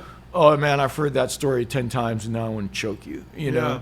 And I'm sure they'd say that about me too. So, I don't know, I don't think it's for everybody. I think a lot of time it's cool to see like tattooers work together, and they almost take both of their selves and then become one, Right. like their styles mix, and you're like, oh, that came from that shop. I don't know who did it, but I think that would be really cool to have, but I was always motivated, like I never was like, oh, I'm too lazy to paint or too lazy to tattoo or whatever. Like, yeah, you're on it. You're painting this morning and last night, and right before we started. Yeah, well, and that's the together. thing with that flash stuff. It's like, you have to use. I might paint on something for like 3 minutes, 5 minutes in but between still, stuff. that's time I'm spending on my fucking phone. Sure, but but then by the end of the week, Yeah. 3 minutes here, 3 minutes there, It 5 adds up. minutes here. I mean, it adds up to a sheet, or whatever. And now you have a new anchor for the walk-in. Yeah, so it's Yeah. one of those, and then I think a lot of that too is like removing your obstacles, like, if you spend more time on your phone or like setting up, it's like so many tattooers, like they have to take the time to set up their paint situation or get whatever. And it's like, no, man, if it's out and it's right there, if it's in a place, then all you got to do is just go to it. I completely Like agree. even like your paint set, like flipping open a pan of watercolors, it's like, as opposed to, oh, let me dip these out and and mix all this and get ready. It's like preparation time. Like Completely agree. eliminate the preparation time so you can go direct. A lot of people, in the past, oh, how do you paint so many sheets? Dude, I live 10 minutes from here. You're in the car an hour and a half to get to work, an hour and a half to get home. In that, 2 hours and 3 hours. time, what I could paint like 2 or 3 sheets maybe, Yeah. So I think a lot of that is just like, if you're able to do that. I mean, some people have to drive an hour and a half to work and there's no way around that. Right. But it's just like whittling away, at the things that are really essentially unimportant in what you're trying to do, and not letting like the phone. I mean, and I do that too, don't think I don't, whatever, but I try to like compartmentalize it. Like, oh, I'm in bed, it's late, everyone else in my family's, and I catch myself looking at it sometimes, but just try to put it where it's supposed to go. Yep. And I think that's a lot of it, especially if you want to like paint flash or with the tattoos, it's obviously you need like a customer Yep. in front of you, and that's just whenever, whatever. But removing those things, I think is really the essential. And minutes, minutes add up. If you're screwing around or whatever, it's like, oh man, think about the time you wasted. You could have been doing whatever. And then also the other part of that is, if you're working on something you don't really love, you're not gonna like want to do it. Right. I mean, and that's the thing. If you have something you're working on that you're into, it's like, man, oh, cool. Like let me work on this while we're, people come in and I'll be painting and they'll talk and I'm like, oh, cool. And a lot of that, I was in Picture Machine some years ago in San Francisco, and it was Lyle Tuttle's son, and he was talking to me about like Pat and like that whole like growing up in that situation, and like, dude, how do you think that guy made so much flash? Like, because he sat there and just, did it, like talking to customers every second of the day. That's how he did it. And man, Lyle Tuttle, like Junior, he had this. I'm sure seen it. It's, oh, I got one around here somewhere. It's that like one in the Spalding catalog of the big grizzly bear. It's like the whole. Oh, yeah, It's yeah. kind of the head is a little turned or whatever. Mm-hmm. Dude, he had this on his leg, and it was this big, dark, solid. He had put some yellow highlights. He's like, "How long do you think this took?" And I said, "Oh, dude, I have no frame of reference in terms of him." He said, "No, well, how long would it take you?" At the time, I said, "Well, probably like 3 hours." Right. He said, "Dude, this took him 45 minutes," and it was like 30 years later, super solid still. And it's like, dude, I don't even know I could think that tattoo in 30 minutes, let alone move my body in that. But he can do it, so why can't I? So it's like, you just figure out like, your waist, get ready. It's like that Bruce Lee quote, hack away at the unessential, figure out what is unessential, hack away at it, and that's, I don't know. Again, I haven't found anything material or ways to spend my time like that, with not a person. I mean, obviously, like people in relationships Right. are far more important than like pictures or paper or tattoos or tattoo machines, and that's what's really important. But as far as like outside of that, it's like, man, there's nothing cooler. Even I'd have 90% of this stuff I'll probably never tattoo on somebody. But it's like the other day I had somebody come in, got one that I drew like 4 years ago and never did, but it's like, if you build it, they will come. Yep. But if you don't spend your time doing that and you don't have that to show,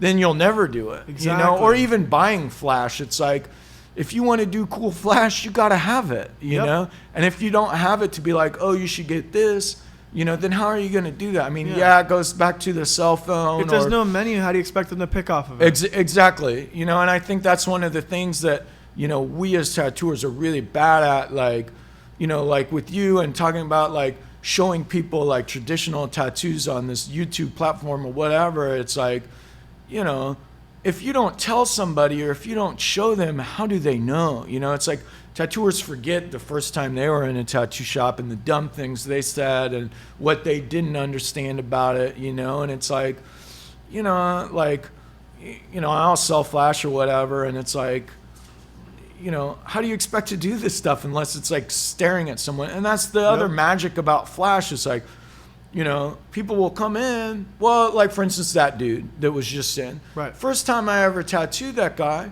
he brought in a thing he had made on the computer. This is what I want. Had to change it around a little bit, whatever, put it on him. Second time, or no, that was the second time. The first time he brought in this little bee, Third time he brought in the steel, but after like 2 or 3 times they sit in here and you're stuck, right? You're stuck here for hours and you're just and you're looking at it and whatever, and maybe it just like sticks in your head or whatever.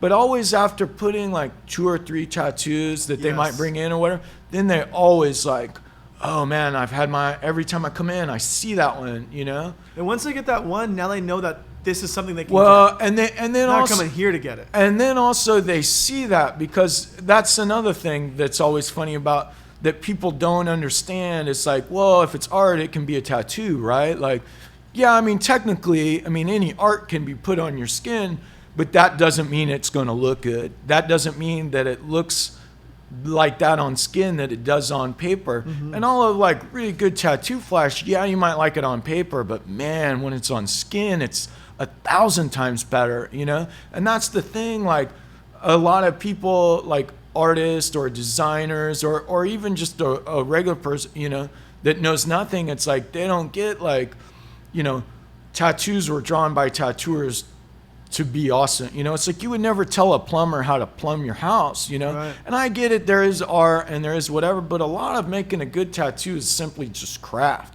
and knowing how to construct it like a house. Like, this is how you build a house. Yeah, you gotta make the art into tattoo art. These are tattoos. And maybe not even art, but just like tattoo craft, right? And I think that's where a lot of tattooing has kind of failed, where it's come away from the craftsman and into the artist, and yeah, it's art and yeah, it's cool, and that's that time and whatever. And I'm not like bagging on that. I think there'll always be a place for that in tattoos, and there should be. But in terms of tattooing, like to me, it's like, man, would I like to try to build a house myself, or would I rather talk to a dude who's built a house? Because it's like, it's going to be with you, for so long. It's like, make it last, So I think that's, the other important thing about tattoos, and with like flash too. It's like, there's a lot of mistakes I'll make in painting a thing of flash. Like, and I used to be weird about it, like, make it all clean and look perfect. And then I went to, I was up in Portland, and I don't know if you've seen it, but the Robert Crumb's Genesis book. Have you seen it? Yeah. Amazing, right? Yeah. So we went to this museum. They had all the originals, just plastered everywhere. Yeah. And it was, dude, this guy's keeping the whiteout companies in business, man. Really? Just like whiteout, just like you could tell, like he maybe left out a letter and he whited out half the right, I would never know. And it's just built up. So much whiteout on these sheets, man.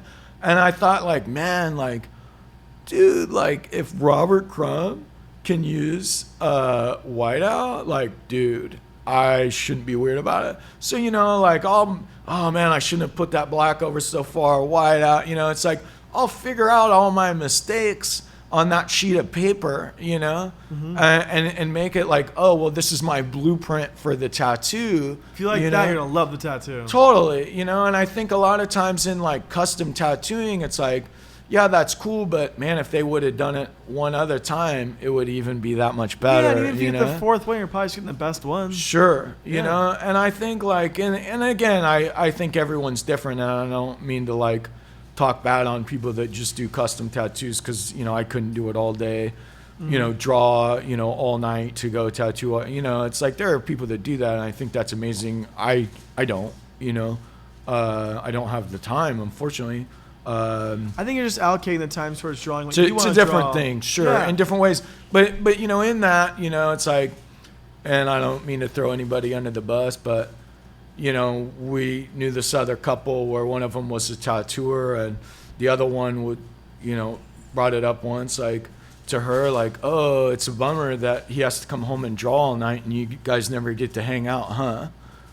And she's like, oh, well, he doesn't. You know, like, I don't have to draw a sleeve for tomorrow.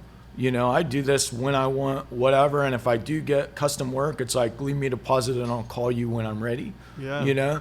And it's like, they're, you know, and they're not together anymore because this other tattooer would go to work, tattoo all day, come home, have to draw all night, the Japanese, you know, sleeve or back piece or whatever. And that's the kind of tattooer they wanted to be. And it's like, dude, I couldn't do that having a kid and a wife, you know? And so it's, again, it's that adaptation. And that's not necessary. I hate doing big tattoos, you know? And so it's just the adaptation of what fits to you as a person and how you look at things, you know? Like, dude, 4 hours into a tattoo, man, I get ADD and it's like, man, I'd rather just go outside and hang out for a while, you know? So I don't know. And a lot of that's just personality or whatever, and again, I'm not saying one's better or worse or whatever, but you know, I think it's just figuring out what is you and what works for you and what works for the time that you're given and where your priorities lay. I mean, if it's more important for you to draw Japanese, you know, body suits than to have like a family or a relationship, then do it, you know. But it's not to me. How have you found it, like lending yourself, like how have you found like transition from being a tattooer to being a father that tattoos? Like, has that been tricky, or does like your style of tattooing lend itself to be able to do that? You know, it's been pretty awesome because, you know, when I started tattooing, you know, these dudes, they just, I mean, they were biker dudes. Like, they didn't plan either. Like, they just did walk-ins or maybe an occasional appointment. But, you know, as like the younger tattooer, you know, I remember telling them like, oh, I want to do walk-ins. I want to be booked up. I want to do custom stuff, you know, because that was like what's cool, and that's what I thought was cool, and you know, and then I got like booked up, you know, and when she got pregnant, it was like one of those things, like, dude, I was booked up for 2 months, and it was like, you know, it was horrible because I'd come to work and see everything I was ever gonna do all day, every day for the next 2 months. And even if it was awesome, it was like, oh, tomorrow I got to do this big eagle on a dude, you know, and just the thinking about it, you know, whatever. And I think like the custom drawings and the, change this and, move my day and, you know, it's exhausting as a tattooer. And if you have somebody to do it for you, it's not. But I didn't, you know. And so it was one of those things. She got pregnant and it was like, well, I can't really take appointments. You know, I don't know when this baby's going to come out. Like, so I did my 2 months of appointments and just told people like, I'm just doing walk-ins until I get this baby situation under control. Right. And it was so liberating. It was like, whoa, like I don't have to come to work and know what I'm going to do today. You know, people come in, oh, I want to get tattooed. Oh, cool. Well, see you in 2 months. Tattoos aren't about 2 months from now. They're about today, you know? Yeah. To me, you know, like when I want to tattoo, it's like, yeah, if you're traveling, you plan for it or whatever, or try to. But it's like, you know, the average like Wichitan, like, dude, they want to tattoo today, you know, and it's a very like, oh, I had this experience or this thought. And you can share the excitement with them because you're figuring it out you're in real time. Yeah. Yeah, you know, it's not like, 2 months from now. And it was, you know, switching over, you know, it was like, oh, now I'm taking walk-ins. And, you know, switching over to that was like so liberating. And I just like found, you know, that like, I don't know, that magic in tattoos where it wasn't like this like, work mundane, like draw, tattoo, you know, pay by the hour. I mean, it was like, do you come to work and it might be the best day ever or it might be the worst day, like you don't know, you know. And that's one of the things I like about living anyway. It's like, and you figured that out, like with the whole bus thing, it's like you don't want to know what you're doing every day. Like that's the magic of life. You're like, what's the plan? I'm and again, like being in the right place at the right time and being there, it's like, how are you going to, because if you're tattooing, you're booked up 2 months, you're not really here. I mean, you're not available to customers. You're not in it, you know?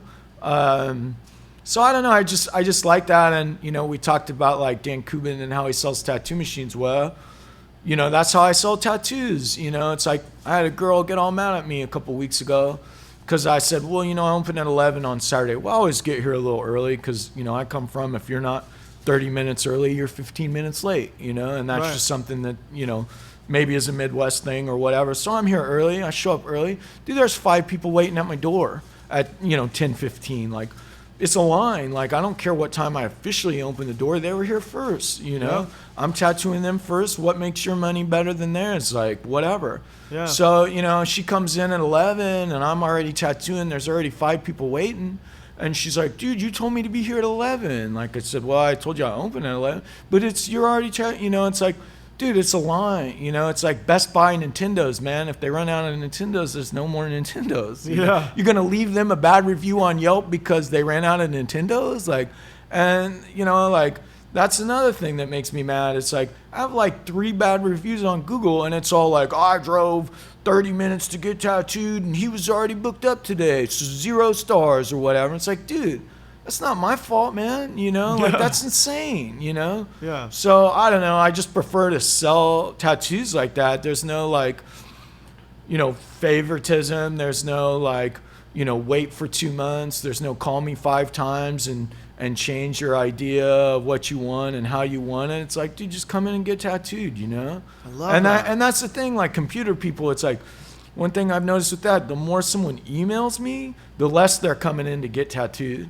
You know, it's like people that really want tattoos, they're showing up and buying tattoos. I agree. And it's like, dude, I don't have time to babysit you on the phone and to, you know, whatever. Just show up and talk to me, dude. Like, I have fat fingers. I don't type very good. Like, show up and get tattooed, man. You know, and there's nothing I can do for you. And everything you can achieve in an email of like 5, 10 back and forth. Now it's a week. You can achieve in 5 minutes in real time. Coming in, you know, and that's the thing. And I get it, again, if you're traveling and you're getting people from out of town.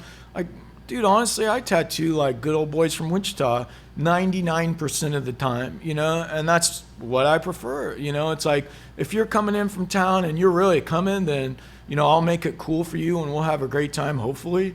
But it's like, I don't know, I get that a lot. Like, oh, I'm going to come get tattooed. Okay, cool. Like, and then, you know, crickets or whatever, you know. Right. And I get it, like, life happens and stuff, but just don't email me. Just show up or email me when you're on your way here, like, whatever, you know.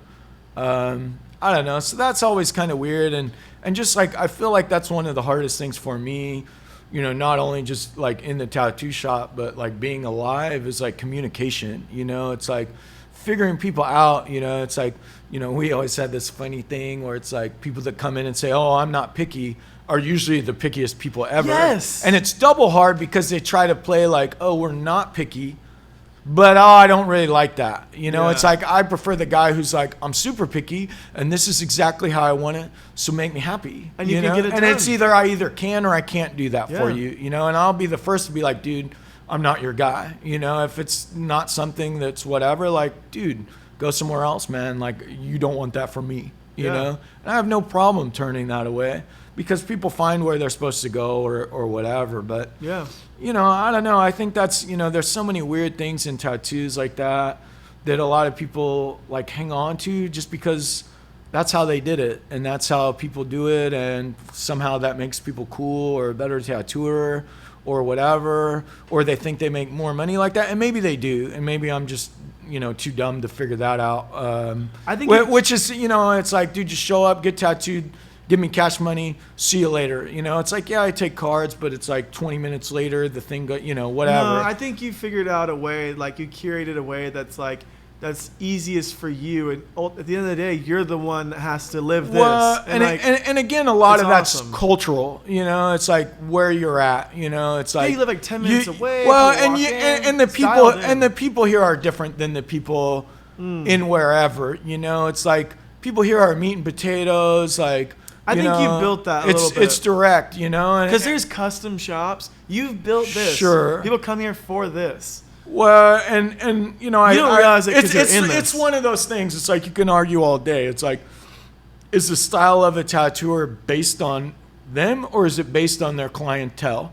You know, probably a little bit of both, you know. I think the clientele came to you. What you put out is what you get back in. I think there's a bit of adaptation You're in too there, humble and you you're not know? seeing yourself. You know, I don't know. You hang out here for a few days and you might change your mind. Your but- wife's nodding. I'm right. You're wrong, player. Oh, jeez. Throw me Yeah. under the bus. But anyway, Yeah. so moving on. I hear they're canceling Latin next year. But, you know. That guy didn't come in wanting that peacock on his arm. He came Well, in, he did saw the 3 peacock times later, you know, yeah. because you painted Put it. it It was there. on the fucking wall. Yeah, yeah. You And know made what I him mean? stare at But it if for 3 hours. But if you so. didn't make anyone stare at it for 3 hours, It's true. it wouldn't happen. And that's one of the things that's always, you know, you travel, you go to shops, and it's like, I don't know, you go in the shop where there's no pictures on the wall. right. And then it's they, like- and and they I- and that- expect them and- want their style, but what is your style? You have someone else's art. Well, on the wall. and again, I get it, like, you know, whatever. But it's like, man, wouldn't you? I mean, that's there for you to use. You know, Yep. that's one of the magic tools of tattooing, and the fact, like, oh, you might have this big painting on the wall of whatever, you know, or this big picture, or maybe it looks like an iPhone shop or whatever. You know, it's like, again, that's a bit of cultural adaptation, and that's not the culture that I come from. But I think, like, and what a great tool that you're just neglecting, even if it's like put up a picture of that dot pointillism crap you did, you Right. know. You know, and a lot of guys will do like stick up their tracings, you know, just everywhere, just so somebody see, oh, I like that. Well, cool, I'll draw you something like it, you Yep. know. Just using that space and that idea, you know, it's like to nod, I think, is just like cutting your own throat, you know? Absolutely. So, I don't know, I think too, in terms of like Flash, you know, it was, you know, some writer said, a friend of mine told me this story, but who's the dude that wrote Fear and Loathing in Las Vegas? Again, it's the important details I forget. You know who I'm talking about. Yeah. But anyway, he said, you know, he said, you know, he retyped out a Mark Twain novel because he wanted to know what it felt like to write a novel. You know, how it felt just going through him, you know, not that he was plagiarizing it or whatever, or trying to sell it, or just to feel it move through and what it felt like. And I think like tattooing and tattoo Flash is a lot like that. Oh, yeah. You know, Yeah. you know, you talked about like overthinking a tattoo, then to just like whittle it back down. And I think a lot of that is like, you know, Mike Malone said, you know, only after doing that eagle 100 times does it become your own, you know, figuring out like where you can cut a corner or where you can change, Right. or your stroke is maybe a little different, or But even or like whatever. literally just tracing it, and like you see just to feel it. you see know? a Jerry like geisha head. You're like, why is the eyebrow so high? And then you pull it. Oh, that's why. Whoa. Yeah, oh, yeah. But you would never know unless you put Unless your you hand to actually it. sit down and did it and train. You know, that's one thing I told And you her. gain It's an like, appreciation for stuff you didn't even know you appreciated. you know, your thoughts of it and how you see it in your head is not how your hand relates. Yep. So it's like connecting your head to your hand, and this like understanding like the construction or the movement Yoga or tats. the feel. Yeah, right. And you know, I think that's a lot of that. A lot of guys want to like draw like whatever, but they don't want to go home and trace 6 hours a Right. night and feel that, you know, that, oh, this is custom, you know. Well, it's a custom piece of crap. You Yeah, know, are like, you better than Sailor Jerry? Yeah, and No? like, why Then would I draw you trace up? it till you're half as Why good. would I draw you up like a geisha girl head of my own? It's custom when this one's better. Yeah. You know, it's like, but that one's better. So why wouldn't I just tattoo that on you and learn from that? You Yeah. know? Yeah. And so that's, you know, and it's like, I've heard tattooers say like, oh, don't reference other tattoos, you know, reference art or nature or real life. And it's like, no, man, like I want to reference other tattoos because like there's already a ton of awesome out there. You know, Yeah. you just got to pick and choose like what you like, and you know, like how you tattoo or how whatever. Just eventually it's this soup bowl of different tricks you've picked out from lifetimes of other tattooing, you know. And you know, I don't know, it's like I like this from this style for this, you know, Right. image from Bob Shaw, but man, his pinup girls weren't half as good as Jerry's. And you know, Yeah. just to pick and choose, I think is Totally. such an awesome time to be in, you know. Yeah. And I think Time that travelers. and I think that's, you know, it's like you know, somebody said, you know, I am not a tattoo machine builder, I am a tattoo machine assembler. You know, I don't make this frame, I don't build these I don't wind these coils myself, but I construct it all together. You know, I don't really consider myself like a oh, I draw tattoos. Like, oh, I'm a tattoo artist. You know, like I construct you a tattoo and maybe it's stolen a little from here or stolen a little from there or whatever. But from my whatever view that is like, this is as cool as it could be, you know? And I think that's the important thing, you know, and again, we, you know, talked about like, you can draw a tiger head 15 different ways, but it looks cool too in a tattoo, you know? And, you know, I don't know. And there is some like limitation in that. And I think like, you know, a lot of times, you know, artists have a harder time as a tattooer, you know? And understand like the balance of craft and art, because they're getting in the way of making the good tattoo. Sure. And I think there are a few people that do balance like craft and art and being right in the middle and really getting it. And then there's people that maybe lean a little too much to the art side, or maybe like lean a little bit too much to the craft side, which would probably be me. But you know, I think that's fair though. It's just like, what do you want to do to go home and feel good about yourself? You know, it's like there are so many days in tattooing where I've gone home and just like hated myself, like, why did you do that so small? Like, why did you do it like this? Or, you know, hate yourself a year later when you see the tattoo and it's like, man, I've felt plenty crappy. I don't need to feel crappy anymore, dude. I'm just trying to do the ones I feel good about, you know? Right, yeah.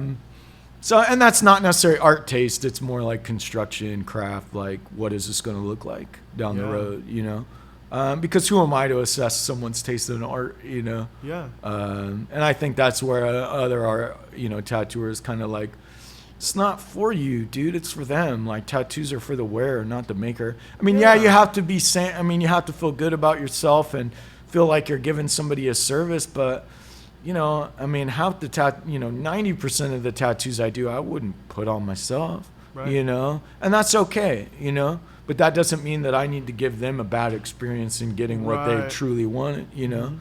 So I don't know, but yeah, you know, tattoos are, you know, such a heavy thing, and, you know, a lot of people don't realize that, and the experience of it is pretty heavy. And it's like, man, you know, you're either leaving somebody, you know, something, you know, it's like Good Time Charlie used to tattoo in Wichita, you know, and, you know, I rented a house from an insurance man once just based on the fact that I was a tattooer, and his place used to be next to Good Time Charlie's place, and they used to go out to lunch. And Charlie was an awesome dude. And oh, you're a tattooer? Oh man, I used to hang out with Good Time Charlie. We used to go to lunch. Oh, cool. You're cool with me, because, you know, he didn't have that like, oh, weird biker drug addict. You know, he had the impression of Good Time Charlie, you know.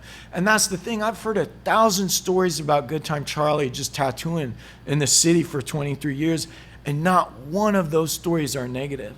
Never once was somebody been like, oh, Good Time Charlie's cool, but da-da-da-da-da. Or, oh, I felt screwed on this. Or, oh, I felt, you know, everyone always like, oh, Charlie's such a rad dude, you know? Cool. And it's like, people won't say these nice things about me 20 some years from now or whatever, you know. I'm sure there are plenty, well, screw that guy because of this, you know. But I always think that was amazing about Charlie is like, you know, everyone left happy, you know. Even like the next door neighbor was happy to know him, you know. It's like, how cool is that? You know, I met Charlie on a couple of occasions, and every time it's like, wow, what a cool experience, you know? I mean, even if he wasn't Good Time Charlie, even if he was a dude on the street, you know, like that you never knew, that never did a tattoo, wow, what a cool dude, you know? Yeah. And you know, when you're like the ambassador of tattoos, it's like, what's really important here? Like, what are you leaving, you know? Right. I mean, even if it, like the insurance guy never had a tattoo, never got tattooed by Charlie, didn't want one.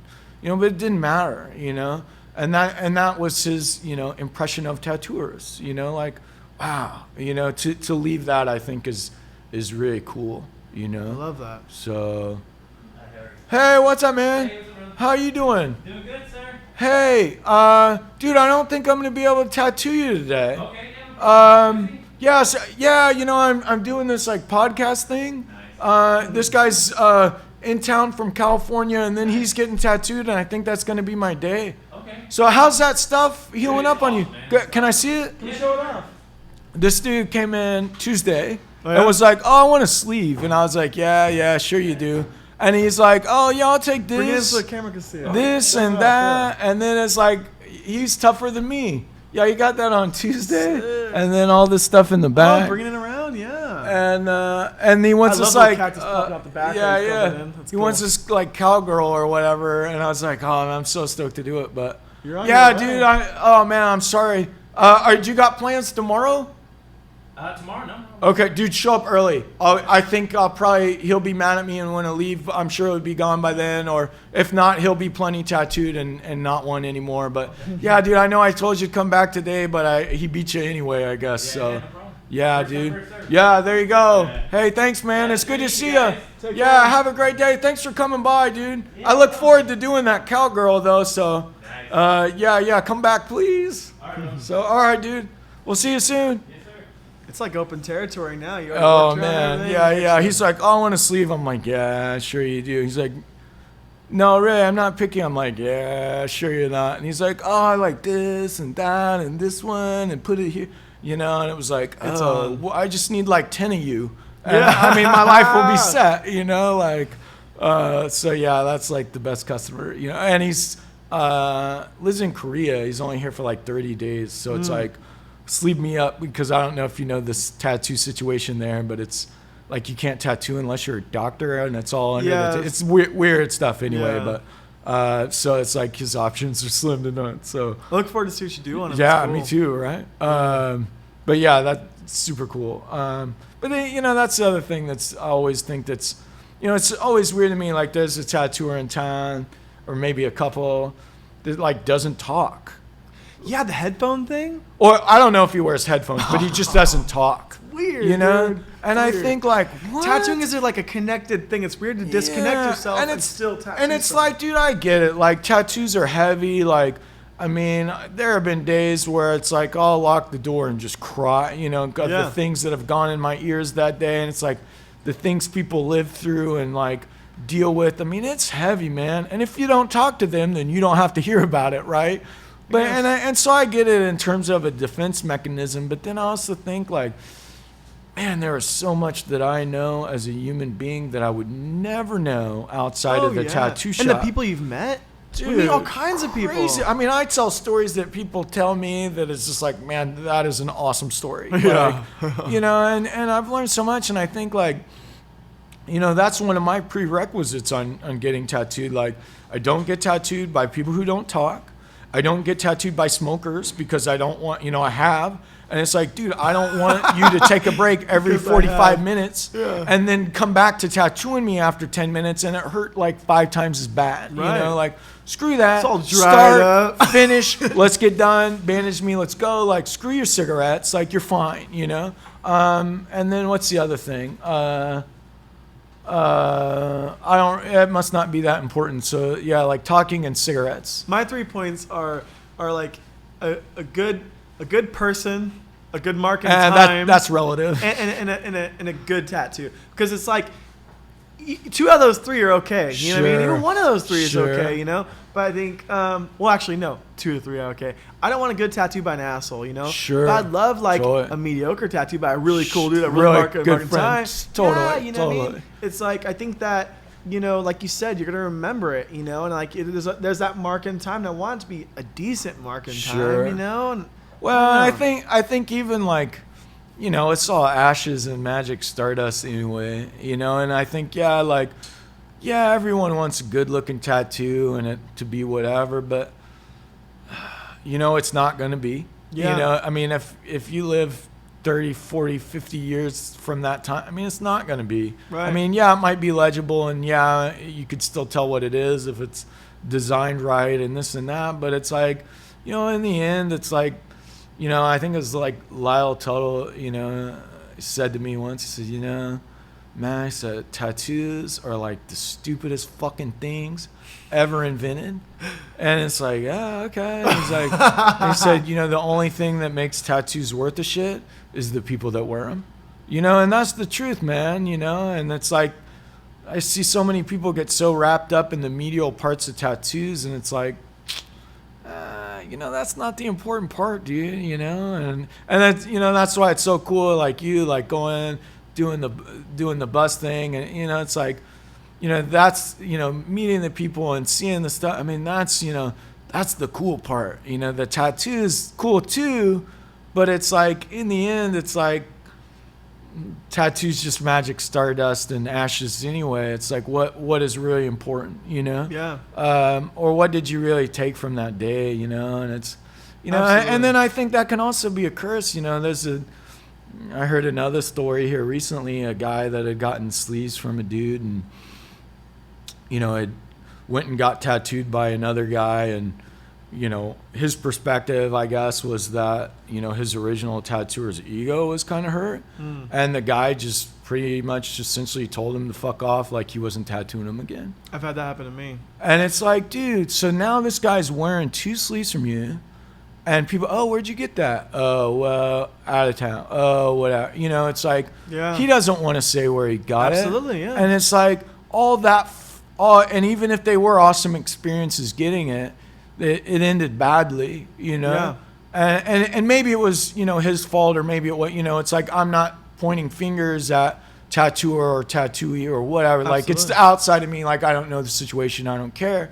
But it's like, in that, it's like, then you're cursing that person, like, of that, for, they'll always look at their arm and think, fuck that guy, or whatever. And, I think What that's... good does that do? What good is that, And it's like, I get it, like, and maybe I didn't catch the situation right, but, it's like, what good does your ego do in that situation for anyone? It makes your life harder. I mean, it's their skin, they can do what they want. And who cares if they got a lesser tattoo than what you could put on them? Like, it just makes the tattoos you put on them twice as good, Right. I mean, I love it, people go get tattooed from whoever, like, man, that just makes mine look a little bit better, Yeah. Yeah. I mean, that's cool, like, as long as you're happy with it, like, whatever. Or maybe it makes mine look twice as bad, like, oh no, Yeah, I better yeah. figure that out. I like that one better though, because then I don't feel hurt. Like, I don't feel like if I tattoo someone consistently and they're like, oh, I'm only coming to you, you're my guy, talk me up, I start believing it, and then they go to someone like Well, you weren't there for the day, so I just went over here and got yeah, tattooed. then it's like someone a bit subpar.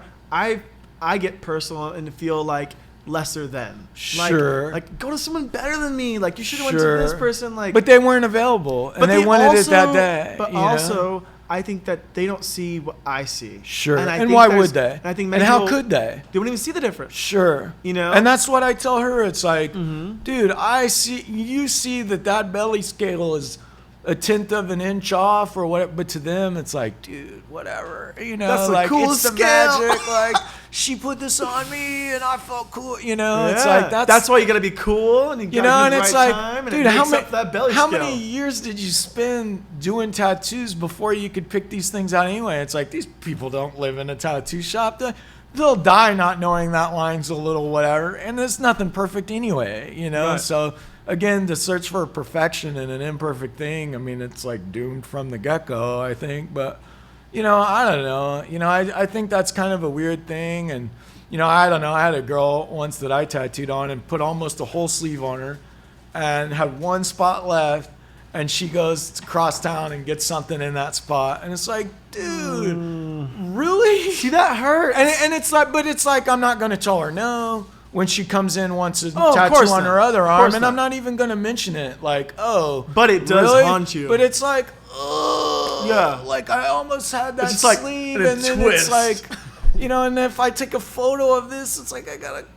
And it's like touching the tat, and you're like, what? And so it's like, what? But again, it's like their It's theirs to skin. do what they want with. Why wouldn't they? Right. Like whatever, dude. And so I think And maybe they had a great time, and that was a great mark. And, totally. and, why not? I think that is one of the things that's like, you either really learn in tattoos or it really like screws you. Is like you learn to try to not have an ego, and you gotta kill your ego early on. I always tell people, like, dude, I've been in a room with some of the best tattooers on this planet, and not one of them were dicks. Not one of them had an ego. You go to a convention and there's all these mediocre dudes with their huge egos. It's like their egos trying to make up for their lack of ability Absolutely. or style or whatever, and it's like, no, man, even if you're like the worst tattooer ever, it's like, kill your ego, I mean, you know, and an awesome illustration to that, I told her the other day, you know, the first tattoo convention ever, which has only been like 3 in Wichita, was in essentially a barn, you know, and this dude had come and, you know, he had the truck and, you know, he wasn't necessarily the best tattooer or very good. You know, he had all the flash or whatever, but he was super friendly. He was super nice, you know, and there are dudes at this convention just, you know, good tattooers doing nothing. Right. And this dude's lining them out like, bam, like, there's my weekend, you know.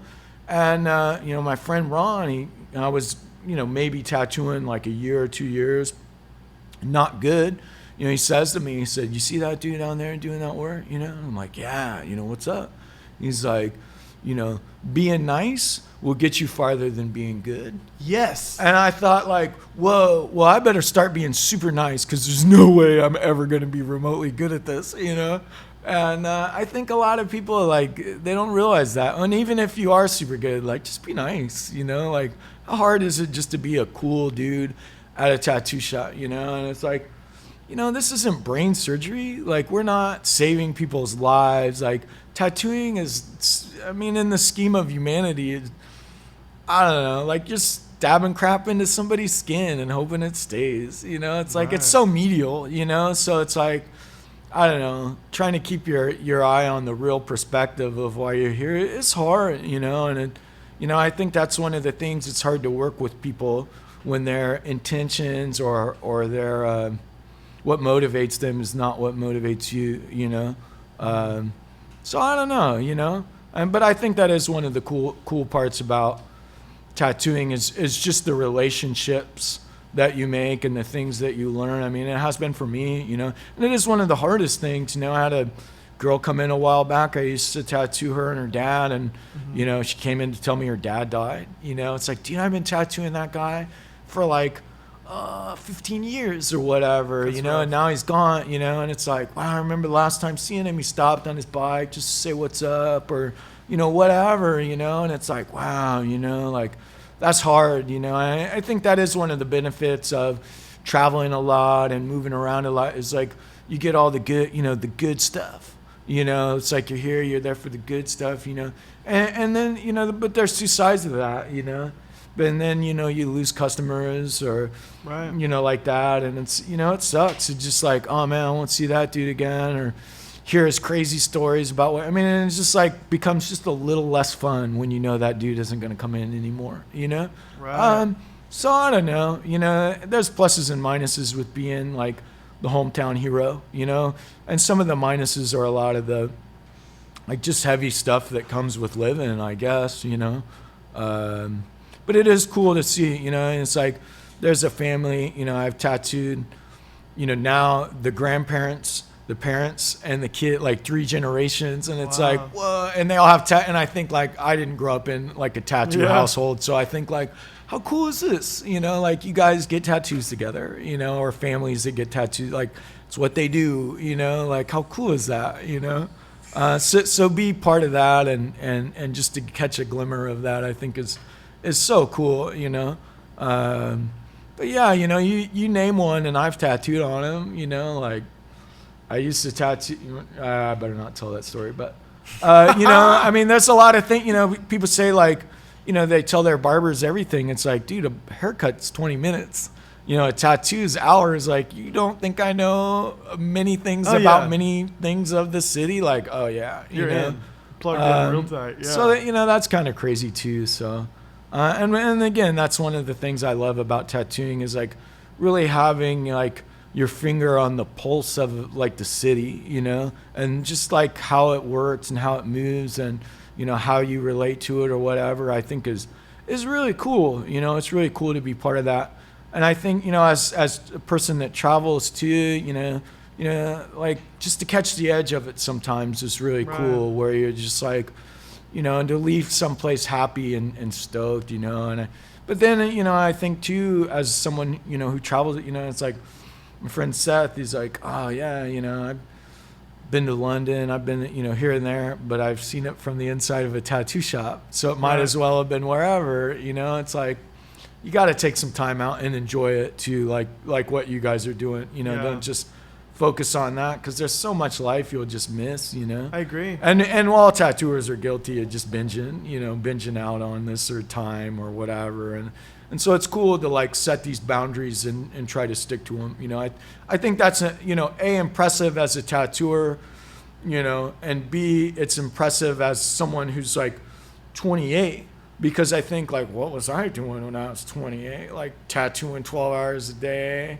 you know, whatever, burning out at night, you know, wake up 30 minutes before work, and you know, and I think that's cool to like set your boundaries like that, you know, and that's another thing that I really learned, you know, from Scott Sterling. You know, he's a very like regimented dude, and to see his like daily process, and this is my, you know, bagel that I eat for breakfast, you know, and it's very like set, you know, but it's like he's figured this out, that's what works for him, and that's how he can move throughout his day of like building machines and tattooing by whittling away all the extra stuff, like you know, what does really matter, you know, and how he's able to like compartmentalize these things, because I'm not that, you know. It's like, oh, like, you know, and it's been an awesome thing to have a family and have to, you know, to where like this is my work time, this is my family time, this is like whatever, and then trying to fit things wherever they fit, you know. Right. And I think really like the balance of time, you know, is such a hard deal, you know. So especially as a tattooer, you know, because it's like money, put money in your face, money, because it might not be there tomorrow, you know. And that's how I grew up, you know, in tattooing. It's like, get it today because it might not be here tomorrow. And, you know, like my friend Ronnie calls it the money fairy. Like the money fairy, like when's the money fairy going to show up? Like, and he'd say like, you know, she might not show up when I want her to show up, but even if it's last minute, she'll always show up, you know. And that's hard. I mean, that's a hard thing to balance, like money and time and quantities of anything to me is like, I agree. Like, how do I even balance this idea? So, you know, I think that's really cool. You know, like you found a really cool balance with traveling, tattooing, you know, your wife, your dog, you know, this stuff. I mean, and how cool is that to have all of those things, you know, in a balance? And I'm sure you'll adjust here and there where you have to. Yeah, but, we're still figuring it out. You know, how cool is that to figure that out at such like, I mean, you know, in really, and I know it doesn't feel like it because it's, you know, not that, but a younger age. Yeah. You know. No. And I think that's awesome. I think that's a really cool, Thanks, man. cool thing. And to realize like, oh, you know, that's one thing I always think about America is like, oh, we have these social problems like insurance and homelessness and what, all these things have been figured out in another place. You know, why don't we just copy off what they do and adapt it to us? Like, no, we can't do that. And that's one of the awesome things I think about like tattooing and meeting other tattooers, even if it's not how you want to do it, or even like seeing a video on YouTube, even if that's not the way you want to do it, it cements you into this is why I do it this way. Like people watch this and be like, oh man, that guy's an idiot. Like, I'm not going to tattoo like that. Like, this is how I do it. So how you doing, man? Pretty good, brother. How you doing? Hey, good. What can I help you with? Are you live? Yeah, man, you're on the thing. You're on the computer now. Hey, this is Alert 360 from Wichita, Kansas. I'm with the, what's the place called? The best Well- place to get a tattoo, that's what it's called. Oh, there you go. We'll edit that out. But yeah, man, leave me a card. If I need it, I'll holler at you. It's only $15.95 a month. We protect your inventory and insurance that we pay for everything for. If you have insurance, you pay deductible. And we include one free camera, both doors secured, glass. Oh man, you know the guy I've had him for like something ridiculous like 25 years, and he's like a good friend of mine, so I'm like super set. But I will keep your card, and in case he dies or, you know, cuts me off, I'll let you know. All right, thanks. So hey, thanks man, have a great day. You too, man. That's awesome. It's a bad commercial. Yeah, right. I'm with wait, who am I working for this week? You know, like, oh well, that's welcome to Wichita, dude. You know, everybody's on the hustle. That's tight. But I don't even remember what we were talking about. That was hilarious. I love it when people walk in, they're all like, "Oh wait, there's a camera." I actually like it. I think that has made this really cool. Like them stopping in and showing the tat. Like that's sick. Yeah, Like, this is a Oh, I'm glad tattoo people shop. actually showed up today. Yeah, Like yesterday, cool. I was like, "Oh, there's usually more people here." Yeah. So I don't know. That'd be the funny, you know. And like I said, like the Kansas is all screwy with the guest artist thing, but I think that'd be weird because like sometimes you go places, and maybe not you because you got the internet list and you're planning ahead, but you know, go places and it's like, man, has anyone come in here in like a week and a half, dude? Like, Right. you know, it's just crickets when you show up, you know, sometimes, and you never know what you're gonna get. I mean, it's every day. Should I have been guess, here but- yesterday. Yeah, should have been here yesterday. Yeah. The surf was great. Right when you left. It so went many to walk-ins. crap. Yeah. You know, Oh man. Yeah. The second you left, everyone showed up. That's Like, what I was here. oh. I would set up, and then like what you set up for, like like just praying to the tat gods. You know Yeah, what I mean? right. Then someone would walk Sure. in, or I'd go for lunch. You hungry? Like, why are you going for lunch? I'm not hungry. I'm just gonna go pretend. I'm just gonna go out across the street because someone will come in. Yeah. And I'll leave and like, bing, phone call. Like, hey Wayne, come on back. I'm like, okay, cool. You, yeah, you know, right. this is. I mean, if you ever get in a pinch, Yeah. and you really need somebody, just go poop. Yeah. And then it's like 10 people are showing, and especially here, it's like, you know, it's like I don't poop at work, Yeah. just because it's like that's weird and it's small, and it's like I'll poop before I come. But then like the days where I'm like, oh, no one's been in all day, I really have to poop. Like the second I start pooping and forget to put a sign on the door and lock it, it's like. Got a room full, and then it's like you're coming out of the bathroom, like, oh, like, I mean, it's like, yeah. So that's, you know, if you ever get hard up, just go to the toilet, man. You'll That's you'll fair. make $1 million that day. So at least that's the case here. So Let's end the podcast on that note. I like that quote. cool. That was a good Fair one. enough, dude. Thank you. Thank you. You It was rule. awesome. Man. You know, you might have to get better at editing after this one.